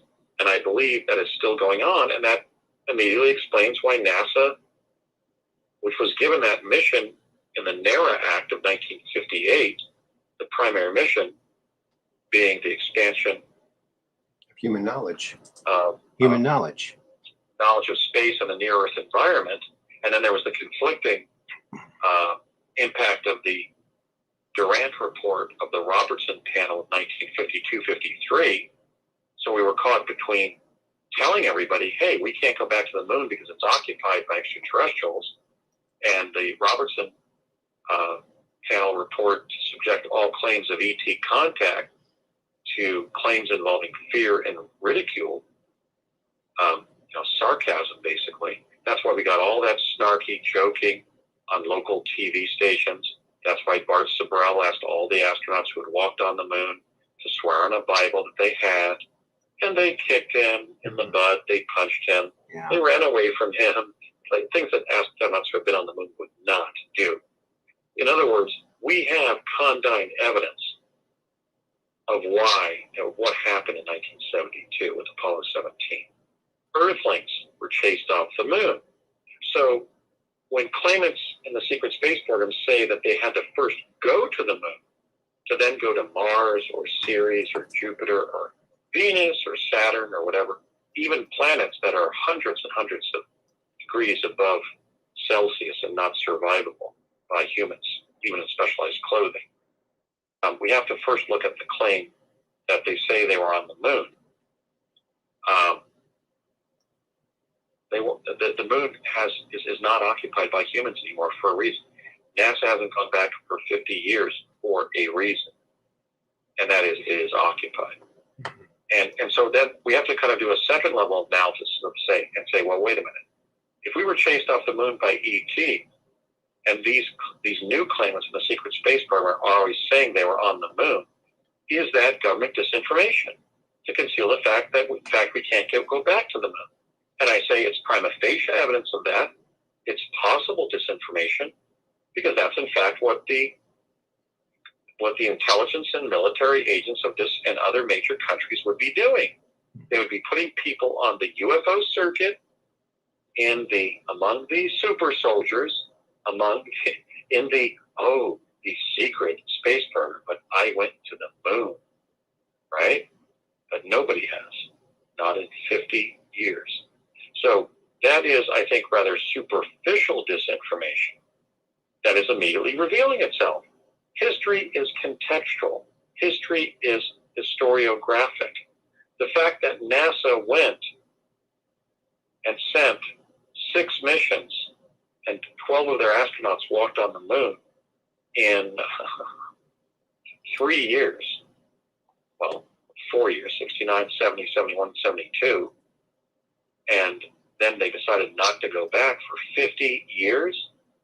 Isn't that stunning? Isn't that significant? Yeah. How can they just blatantly say, oh yeah, I had to go to the moon to go to other planets? Sorry. That's like saying I had to swim with sharks to surf well. Okay? Not true. You get eaten when you surf with sharks. I had a lawyer friend in Washington who lost a leg when a shark came up and bit it off while he was surfing in Hawaii. Oh my. Okay? So you cannot, in one breath, in one field, say, oh yes, the official space program hasn't gone back to the moon in 50 years, but I went because I'm in the secret space program. Well, if what we know about why NASA hasn't gone back in 50 years is that Earthlings were chased off, how can somebody be saying that? I don't know. It's obvious disinformation. I can't believe people's lack of discernment to immediately understand that from something called LOGIC, Logic. namely logic.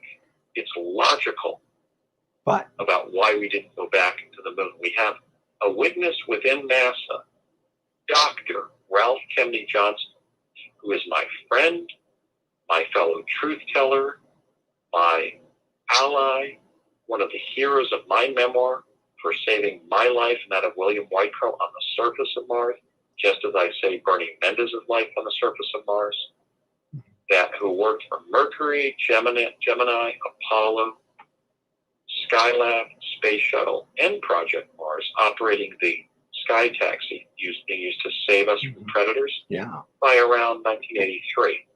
Wow. And gave me his name, Ken Johnston, and told me he was from Texas, and pronounced it like a Texan by saying, oh, you two fellows are from California? I'm from Texas. They made a joke about his origins in the Lone Star State. Okay? So I've got multiple confirmation from Ken Johnston. Right. The NASA documents, briefing documents signed by 57 astronauts in the overt or non-secret space program of his work with them, supporting my memories of work with him and his memories and confirmation of working with me on the surface. So anyway,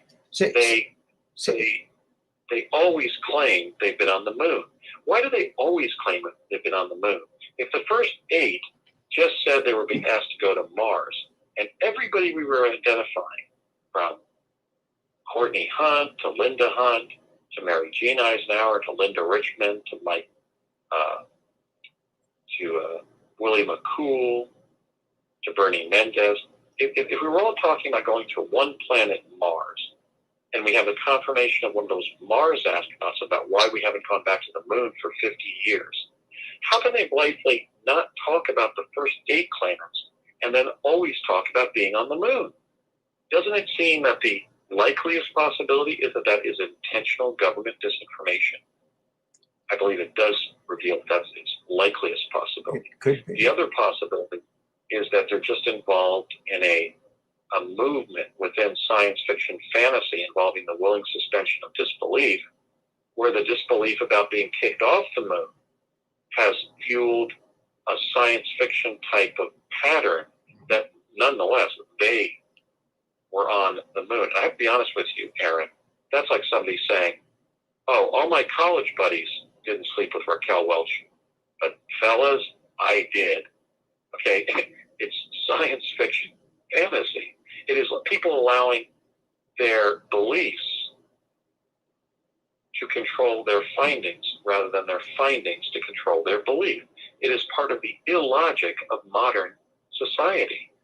I'm trying to save the earth by getting us past that.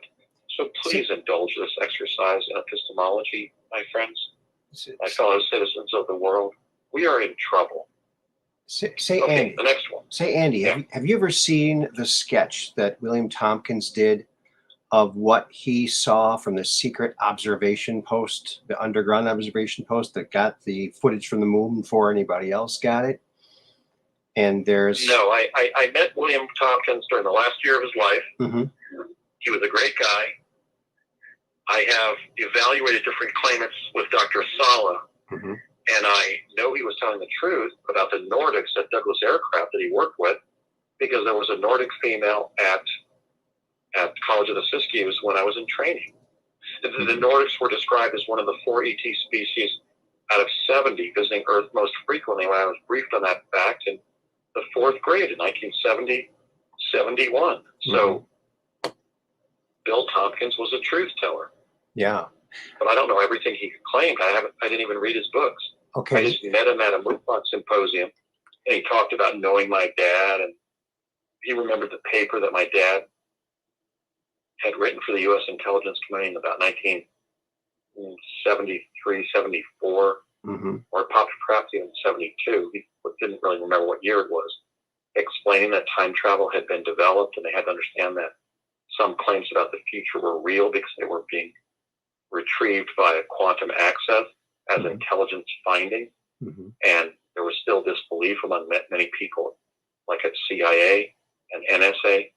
And so Bill Tompkins briefed me on my father, Mm-hmm. and I included that in my book about Pegasus. Cool. We discussed really nothing about the SSP per se, the Nordic females that he knew at Douglas Aircraft in Santa Monica, California, and I discussed the one that I saw at College of the Siskiyous. Okay. So what was important that Bill Tompkins shared about the SSP? Incredible. Well, he as he says in his book, he's the one that designed the observation room where all the scientists saw all the data coming in. But he also designed a secret observation room underground where it was much smaller, but they got the feed before everyone else. And I remember when they landed on the moon, there was about a 2-minute blackout. Everyone was wondering what happened because there was a blackout. And hundreds of ham radio operators recorded, because it was not scrambled at the time. He was a truth teller, and I would urge everybody to examine William Tompkins' own book. I believe it was called Selected by Extraterrestrials. Yeah.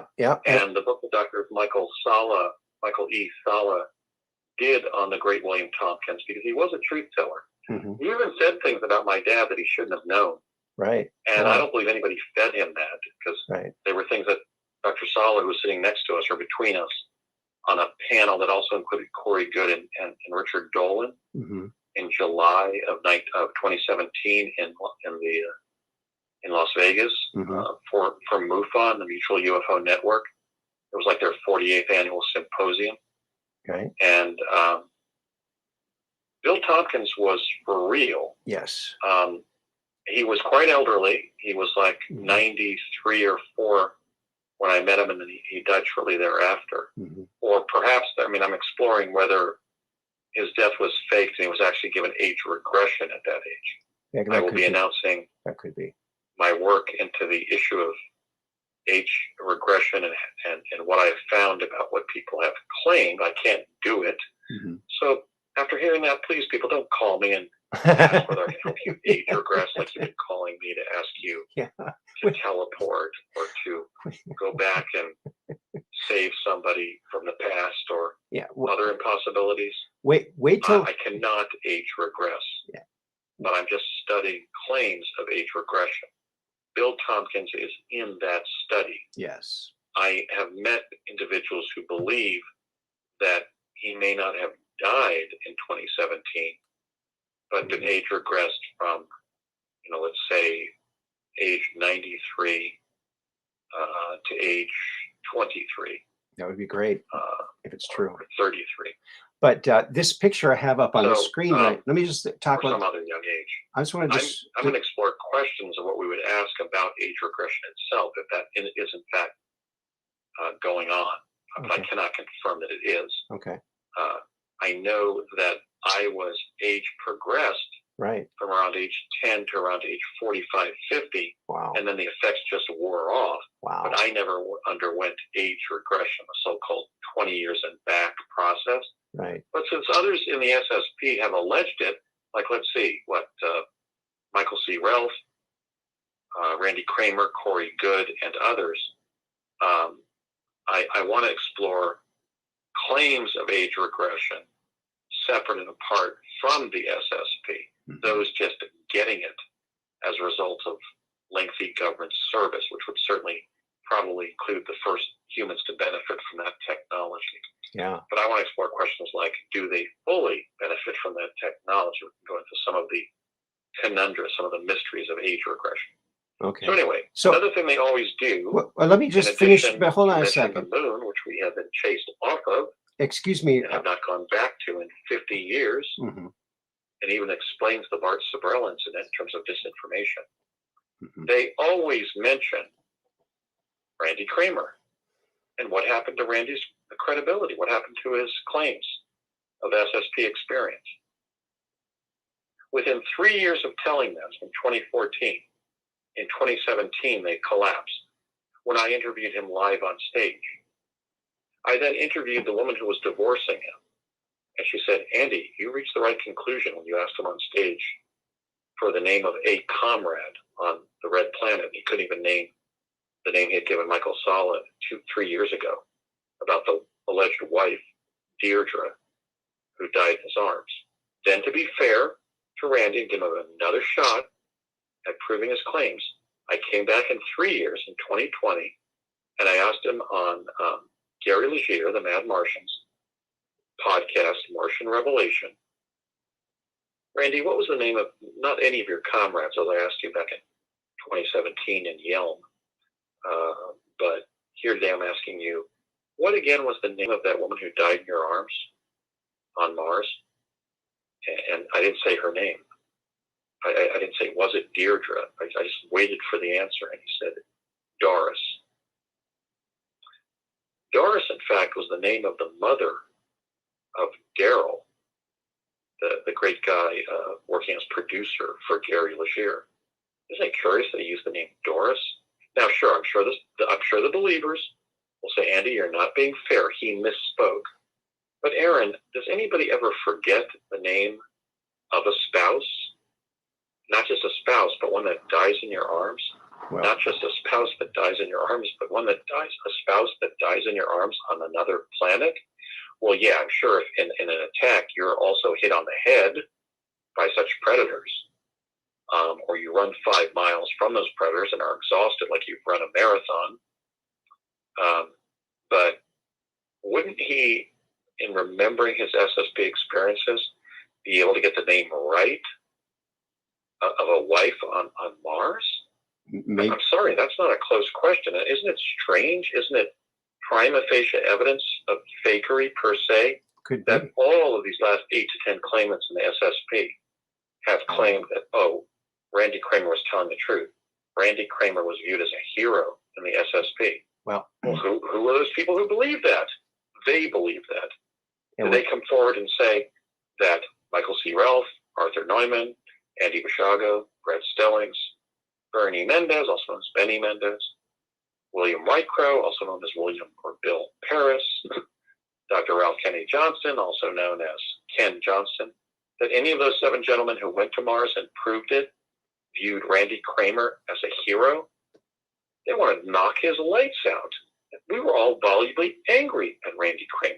It was never true, as Solomon Burke recently told Carrie Cassidy of Project Camelot, that Randy Kramer was a hero in the secret space program. That sounded like a disinformant trying to revive the credibility of a previous disinformant whose credibility had completely collapsed within 3 years of his disinformation.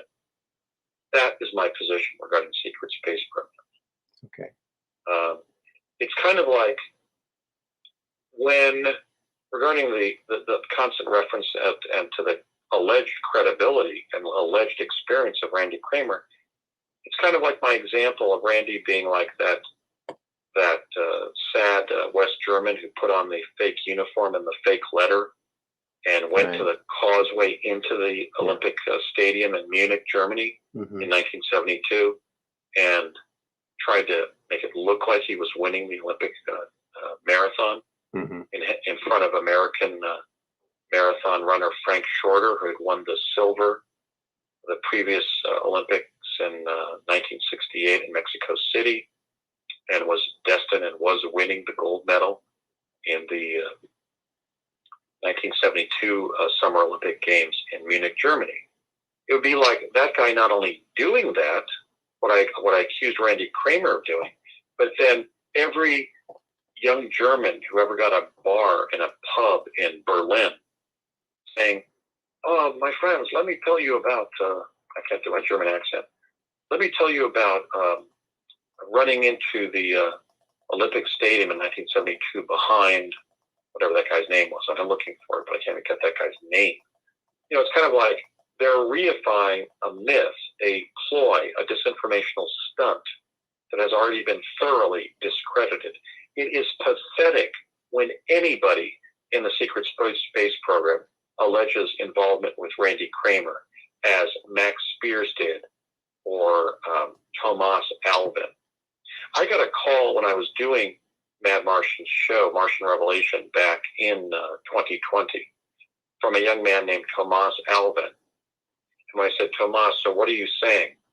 You're saying you're in the secret space program because you can confirm you're on the surface of Mars with Randy Kramer?" And he said, "Yes."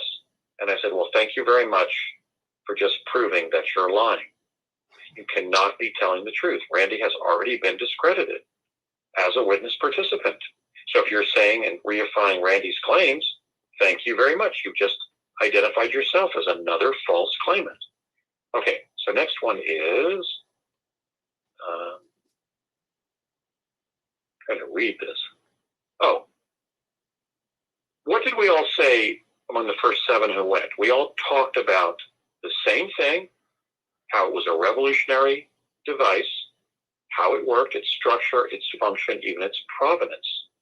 We even were all suggesting, well, we think it might have been one of those it was, reverse engineered from one of those UFOs who seemed morphing in the sky, or was given to us by ETs.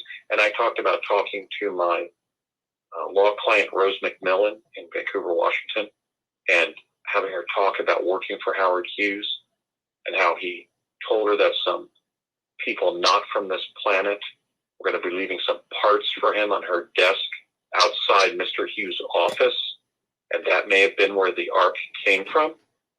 And that was amazing that this law client of mine in Washington State was telling me that. Wow. Now, in response to such condign evidence that that's how the secret space program was operational by the late 70s, there was no need to go into space anymore by a rocket. And I described how the space shuttle was probably just to go up and put up some kind of protective group of satellites or something to protect us from the ETs on the moon that drove us off there in 1972. Hello? They never describe the ship that they used to get to other planets like Mars and other celestial bodies like the moon. They always say a spaceship, but it's very, very unexplained what its structure, its function, its name, its provenance, its possible operational characteristics that are unexplained. Its known side effects, like you mentioned, the nausea of the jump rooms, the arcs, and so forth. So they never reveal what they mean by spaceship.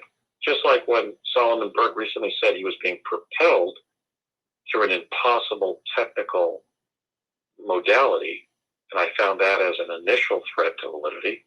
He then didn't go on to describe the nature of the ship he was in. He just said it was a spaceship. Come on, people. We've seen spaceships from other worlds all over our planet. Are we going to believe every Tom, Dick, and Harry, as we used to say, saying that they were in a spaceship? Why should we? it's like everybody in the world saying they own a Maserati. It's ridiculous. It cannot be true. There are only so many classic or expensive cars of every type. Not every 5 billion human beings on the planet can own or drive a Jaguar or Maserati or whatever, okay? Mm-hmm. A Toyota Prius. I think it's clearly a threat to the validity of their claims that all of these new claimants talk about a spaceship. They not only don't talk about the arcs that have been available since the late 70s, but they then say, well, it was kind of like a rocket or a space plane. But then they really don't say a heck of a lot more. And Mm-hmm. regarding such vehicles, such space vehicles, space planes or rockets, what else do they not tell about leaving Earth? They never do. Zero gravity? Or Are you there, Ed? yeah, zero gravity? Hello? Right. They never talk about the effects of zero gravity, how they weren't caused on such a ship. Mm-hmm. What I was going for was they never explain the location on Earth that they left. Okay. Look, the first 7 claimants included, the first 2 claimants never completely explained specifically where it was on the Earth. I think they were afraid to reveal. Mm-hmm. But they did talk about the space elevators, the arcs. And then, of course, Arthur Neumann stated he didn't go up for the CIA. He went up for Lawrence Livermore Labs in Northern California. I found that interesting because one of the 2 jump rooms was in Southern California, and our training was in Northern California. So that seemed like corroboration. Mm-hmm. But what I mean is that after the next 5 came forward and talked about the arcs being located in El Segundo, California, and in New York City, immediately west of the CIA headquarters in New York, or building, facility immediately west of George Washington Bridge. Mm-hmm. After the post-Randy Kramer wave of claimants in the SSP, what they've never talked about is the location by which they've departed the Earth. When you go into space, by any means, you have to leave the Earth somewhere. Mm-hmm. We all talked about leaving and coming back to the Earth from those 2 locations in Los Angeles and New York. I was even putting pictures of 999 North Sepulveda in El Segundo, California, and the George Washington Bridge in my PowerPoints for my public lectures for years. And then those were coming along who claimed that they were inspired by my truth-telling would say, oh, yes, I was in the SSP. I was in the secret space program. But I'm not going to tell anybody where I left the surface of the Earth. I find that technically dubious at best. Okay. Yeah. So now, in addition to not claiming an area of departure, the trend has been to claim a German presence on Mars. I have begun to call this Germania. Mm-hmm. Now, why do I not believe Germania? Why do I not believe the claims of those who have claimed a German origination or presence, involvement, causality to their presence in the SSP on the Red Planet? I know why. I know why. Why is that? Because you were there and you didn't encounter anyone, even with a German accent. You encountered British people and Russian people and American people. Right. It's actually more than that. We were trained in everything we were going to encounter, including the 2 most dangerous predators and the 30 major land species. That's number 1. They would have told us of a German presence. They told us of an American, British, and Russian presence. And we encountered fellow Americans, Britons, and Soviet Russians. At least one time, there was that time when the Soviet Russians in their fancy neoprene suits for being on Mars, kind of like almost like speed skating suits, Mm-hmm. neoprene wetsuits, Mm-hmm. were in red with like yellow hammers and sickles on their left pocket or chest, crossed our paths. I even mentioned how the last one crossing us looked like Vladimir Putin. Maybe Putin, 10 years older than me, was the 30-year-old or so Russian, Soviet Russian, who crossed my path, and Bernie Mendez said to all of us, don't say anything to them. I also talked about the British guy who was shooting everything up in sight, and we actually filed a report against him. So we weren't briefed on Germans on the Red Planet. We went up there. We didn't meet any Germans. We didn't encounter any German accents. We didn't encounter any German insignia. We didn't encounter any German artifacts. There was no German presence on Mars. Now, I went further with this. I found out from Dr. Sala where Germania originated. And he said in the work of Clark McClellan. Now, I believe Mr. McClellan or McClelland is deceased, and therefore I can speak about him without reprisal. Mr. McClellan, if you are still alive, I would urge you not to file a reprisal against me for this, because what I'm saying is the truth, and the truth is a defense to all defamation. Clark McClellan, according to Bill Ryan and Carrie Cassidy, was the individual working with Richard C. Hoagland, who was angry at me for writing The Discovery of Life on Mars in 2008, this landmark paper that was the first on Earth to show humanoid beings and animals on another planet. They were angry at me.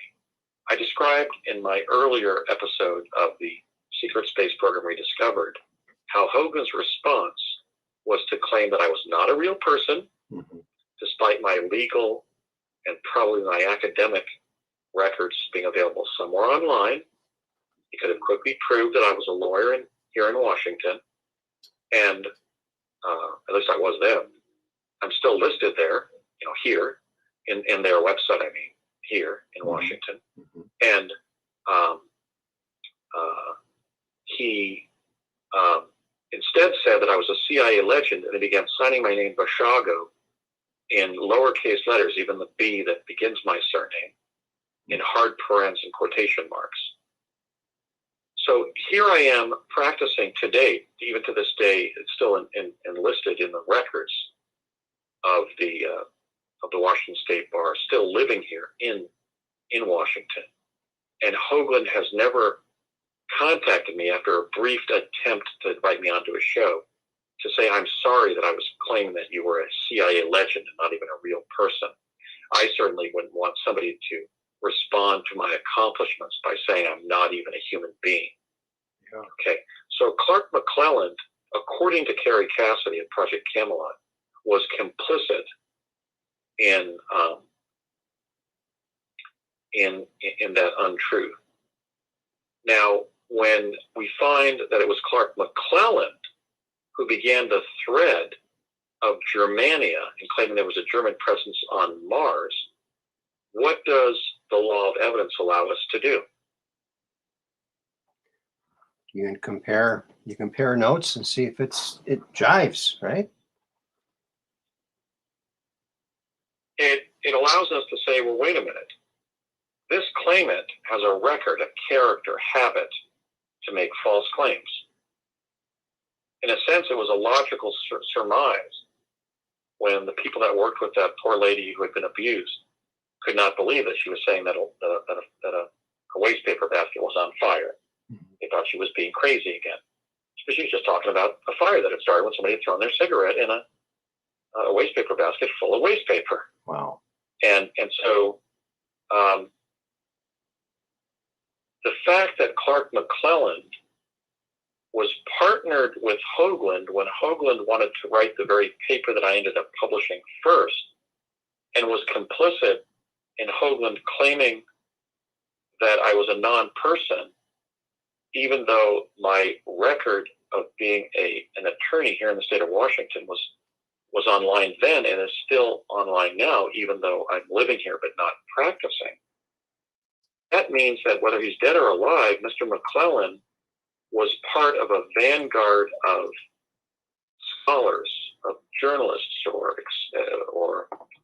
or those studying claims regarding space, who was complicit in falsehood. Hoagland was lying about me. How can we believe McClellan if, in fact, Carrie Cassidy's claim is true? It's not my claim.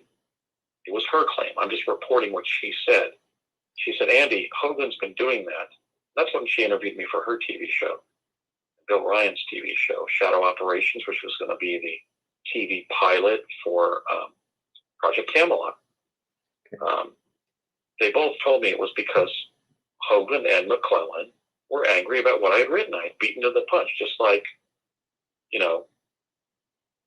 what Newton and Leibniz did the calculus first. But I'm sure if Newton and Leibniz beat a third person, a third scholar, to developing the calculus, that person was angry at them. That person would lie about them. That person would make up untruths about what they had discovered. So Clark McClellan has been discredited. I believe that his claim that there has been a German presence on the Red Planet is, and has always been, either disinformation or science fiction fantasy, or a belief he was told that he decided to recirculate. The retelling of rumor and of lies is the major form of internet-itis that I'm attacking. And so the fact that the Germania thread, the claim that there was a German presence on Mars, that even predated our own. Because after all, when I came forward and said that Obama and Dugan and I were asked to read 4 inches of French external agency documents from about June to about August, September of 1980 to determine whether the humanoid civilization on Mars presents a threat to Earth. And that was for the CIA's threat assessment about the Martians. Penny Bradley then came forward and said, well, that's interesting that Andy's saying that our astronauts first went to Mars in 1964, but I was sent to Mars by the Germans in 1963. Well, that's interesting, both because it involves shading of the 1964 date that I provided, and it also makes a reference to a German claim that began with Clark McClellan, and Clark McClellan has been circumstantially invalidated as not a truth teller based on his participation with Richard Hoagland, apparently, in claiming that I wasn't even a person, when my own record as a member of the Washington State Bar Association, which I still am, I'm still living here, but not practicing, but it's still true, has never been disputed. And then I guess I mentioned last week when Mr. Hoagland went online and thought, well, God, this guy really is a real person. He's not a CIA legend, as I've been telling everybody, as I even went on major radio shows to claim, as I claimed on the internet, as I claimed on his own groups on Facebook. Don't listen to this CIA legend. Basiago doesn't even exist. Wow. So I guess what happened was Hoagland and McClellan looked up my listing here in Washington in the State Bar and realized that I was a real guy. Maybe real people should be listened to. Wasn't that an NBC show for a while, Real People? Yeah. Looks like nobody learned. So anyway, I do not believe the German threat. I believe the apparent involvement of Clark McClellan in creating it, in originating it, as described by a brilliant leading scholar in exopolitics, Dr. Michael E. Sala, is strong prima facie evidence of my position that there wasn't a German presence on the Red Planet. Why then, with the constant claim of Randy Kramer being involved, which has already been disputed, why is there the constant claim of German presence on Mars when that has been circumstantially disputed by Clark McClellan's involvement in its origination as a claim? But that is another pattern, the German threat. So let's look for that. Maybe that would be to conceal the fact about what we said about the American, British, and Soviet Russian presence on the red planet. Maybe any one of those three countries or all of them together expanded their presence on Mars. If the Soviet Russians did after the Berlin Wall fell in 1989, Russia could still be concealing that by getting operatives or deluded people or whatever, paid informants or whatever, to constantly reify a German presence. If it was the United States who did that, maybe the CIA or NASA or something else. Well, McClellan, I believe, was linked to NASA, just like Ray Villard was, that publicity director for the Hubble Space Telescope, who made that just ridiculously farcical statement about little leprechauns not being in my work on Mars. In fact, I was showing images of tiny humanoids in multiple pictures. And that was the purpose of me being shown my paper when I was a little kid. So anyway, I think that the record will show that Clark McClellan's involvement with NASA, lying about me with Hoagland, and claiming I was a non-person despite my continuing presence here in this state, in the registry, the website of my state bar, is evidence that Hoagland and McClellan have not been truth tellers. Therefore, we have to doubt the German thread. Thereby, by extension, all these new apparent truth tellers about the secret space program who claim a German connection to Mars must be making it up. We have to start asking why they are. And I just gave a major one.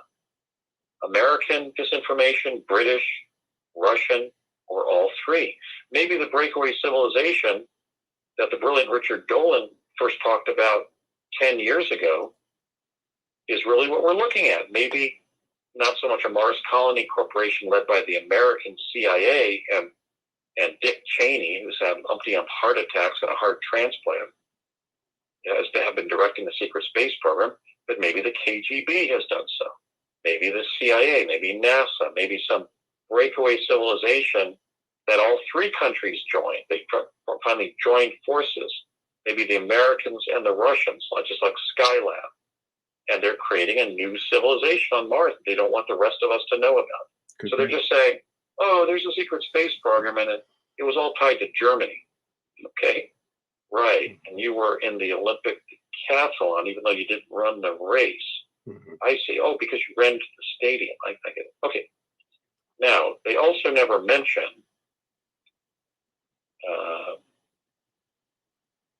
in mentioning the German presence on Mars. This is my last major characteristic of the false thread in the literature of the secret space program. In mentioning the German thread, what do they never reify? In the same way they don't mention or confirm those who went who have already proved they're going, they also do not mention the American, the British, and the Russian presence. And what is that? Those are the very people who were going that they're trying to conceal. The presence of always mentioning the German presence and not discussing the American, British, or Russian. In fact, it was Soviet Russian at that time I was going. Could have been just Russian later. Or even the earlier apparent possible Earthling presence, like on Mars, like when I described the dilapidated brick city that I used to walk to from the jump room called the Corkscrew to deliver that information to that technician there, that I would pick up sometime in Chatsworth, California, at the home of a couple that lived out in Woolsey Canyon, sometimes at a print shop in West Los Angeles that would get a computer disk from Rand Corporation in Santa Monica, California, and then I would go over to El Segundo and jump up to Mars and come out the Corkscrew and walk through the dilapidated brick city. Really? I was already on the record as conjecturing that the dilapidated brick city that a number of us were at was kind of from a previous epoch of civilization on Earth, even the last century, the 1800s, before we were going in the 1980s, that could have inspired, for example, the Barsoom novels of Edgar Rice Burroughs. And I even showed how Burroughs' book plate showed Tarzan holding up the red planet because he was talking about how his Tarzan novels had allowed him to pay for his Mars novels, the Barsoom novels. And I said, how could Edgar Rice Burroughs have known that some of these Homo Martus Marcus have 6 arms? Even if they were pretty Tibetan females, they, as I said in their last week's show, they still had 4 or 6 arms, and that took some getting used to when we would see them. Wow.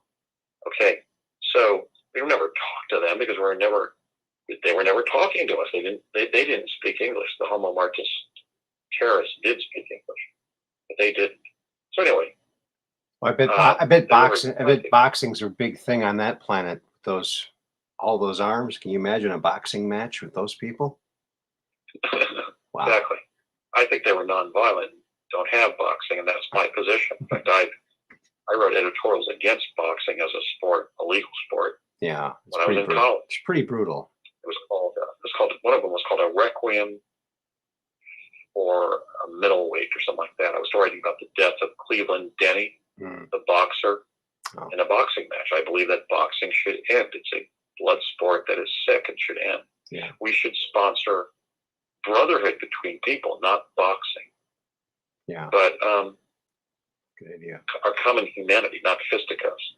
So anyway, right. In mentioning the German thread, they do not mention the U.S., the British, and the Russian presence. Doesn't that start to become disinformation per se? My position, Your Honor, Judge Moriarty, is it does. Okay. And Andrew Basiago from Vancouver, Washington, respectfully closes his case. But, Your Honor, let me just say in closing my argument that it has been a pleasure to argue in front of this court and you personally again. So that is my summary of the trends, the patterns in the claimature, the claims being made by like the second group of Mars claimants and secret space program claimants that I believe all point to a kind of a pattern of science fiction fantasy done for commercial purposes, delusion done for psychiatric reasons that I cannot provide psychotherapy about, so please don't ask me. And government-sponsored disinformation. I'm sorry to say that I think in a good plurality of that second group that begins with Randy Kramer, it has been that third form of causation. It is government disinformation. Again, because of the government desire to conceal all classified projects, who was in them, and what technologies they were using or developed. And by the way, that includes psychotronic weapons that perhaps are being used against people. I don't know. So please don't ask me. I mean, I've even listened to, I spent 2 years listening to mind control claimants as a lawyer.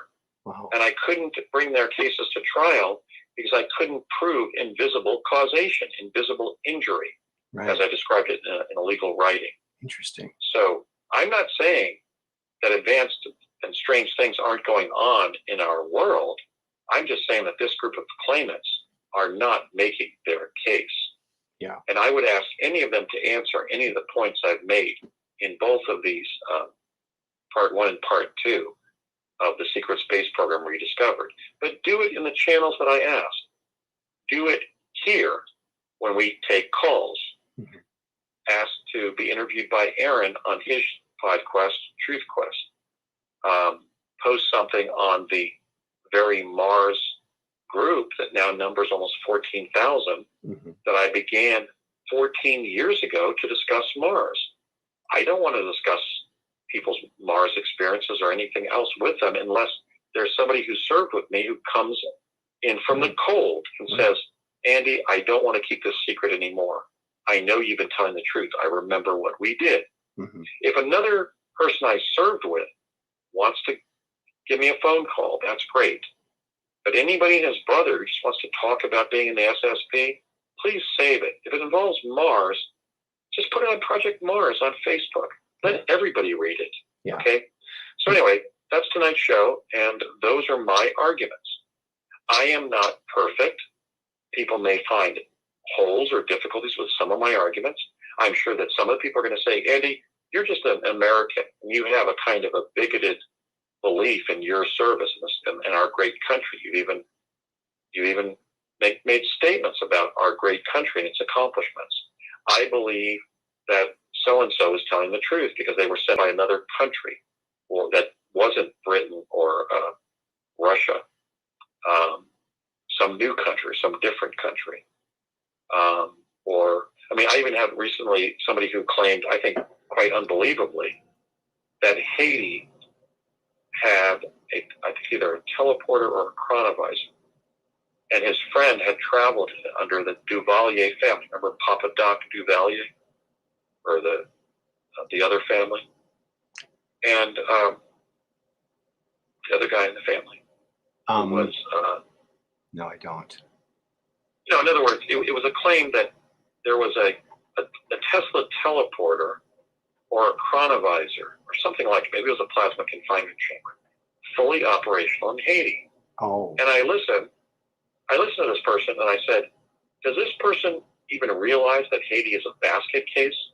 That Haiti was almost destroyed by an earthquake because it just couldn't regroup because it is such a terribly poor country that even Captain Cousteau went there and tried to explain problems on the land in terms of our land use practices, not the oceans.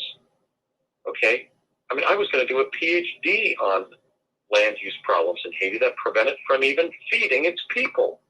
And this person was telling me that, Andy, the very advanced technologies involved by America, the richest and most talented people in the world, as a single country at least, or close to it, was accomplished by the Haitian. Please, you might as well say that you're the emperor of ice cream. So anyway, that pretty much concludes tonight's show. Any questions, Aaron? Yeah, well, I just want to say to people, unless you're a former colleague, you remember Andy in the programs for real, don't call him unless he starts a 1-900 call Andy line. And if he does that, then maybe he'll be interested in taking your call. Right. But by the way, Aaron, I had that. I had something like 877 really? Try Andy. Wow. And I dropped it because I didn't want to pay for an extra line. And I also didn't want to talk to people all day. If I had law clients, I could have said, well, okay, I'll call you, or meet me at this courthouse, or meet me at this Sturgeon suite that I'm renting, and so forth. So I was very rarely allowing law clients to call. Certainly I would get desperate calls from criminal defendants and people in foreclosure and real-life crises, where they reached out to a lawyer as a problem solver. Sometimes it was even medical. I even took people to the hospital sometimes. Wow. In this beautiful state. And I'm really happy to still be living here and to be serving the people, this beautiful, the Apple State, the green state of Washington, but the Evergreens, capital of the world. But it's not really acceptable to take these public platforms that we've allowed and then invade my private life by calling. I'm not going to entertain that anymore. I'm going to say simply, post it on Project Mars, on Facebook, post it on Project Pegasus, and if you really need to go directly in front of the people, do so by appearing on Aaron's podcast, Truth Quest. Yeah. But I think that a lot has been proven and a lot has been disproven tonight. So let's just use tonight's discussion as an object lesson in how the internet has been abused, and it has created a sort of the very thing that Marshall McLuhan predicted, which was kind of an electrical pollution of people's brains with information that would allow completely unsupportable beliefs and claims to be perpetuated by the internet itself. I think we also have to avoid that in the new digital platforms that are emerging, like podcasts. Why, for example, when I'm getting 2 million listeners on Gary Anderson's Night Dreams Talk Radio, and then 5 to 10 million replays for 3 weeks on YouTube, would I recently be invited to reach 20,000 people on a podcast originating in England? I'm honored as a Cambridge graduate. I certainly have affection and respect for the British people, but would I go, as I said earlier in this broadcast, as a 20 or 30, 40-year-old, would I go to a Jacques Cousteau and Eric von Däniken or some other luminary of their generation and say, well, Captain Cousteau, can I bend your ear for 3 hours about the ocean?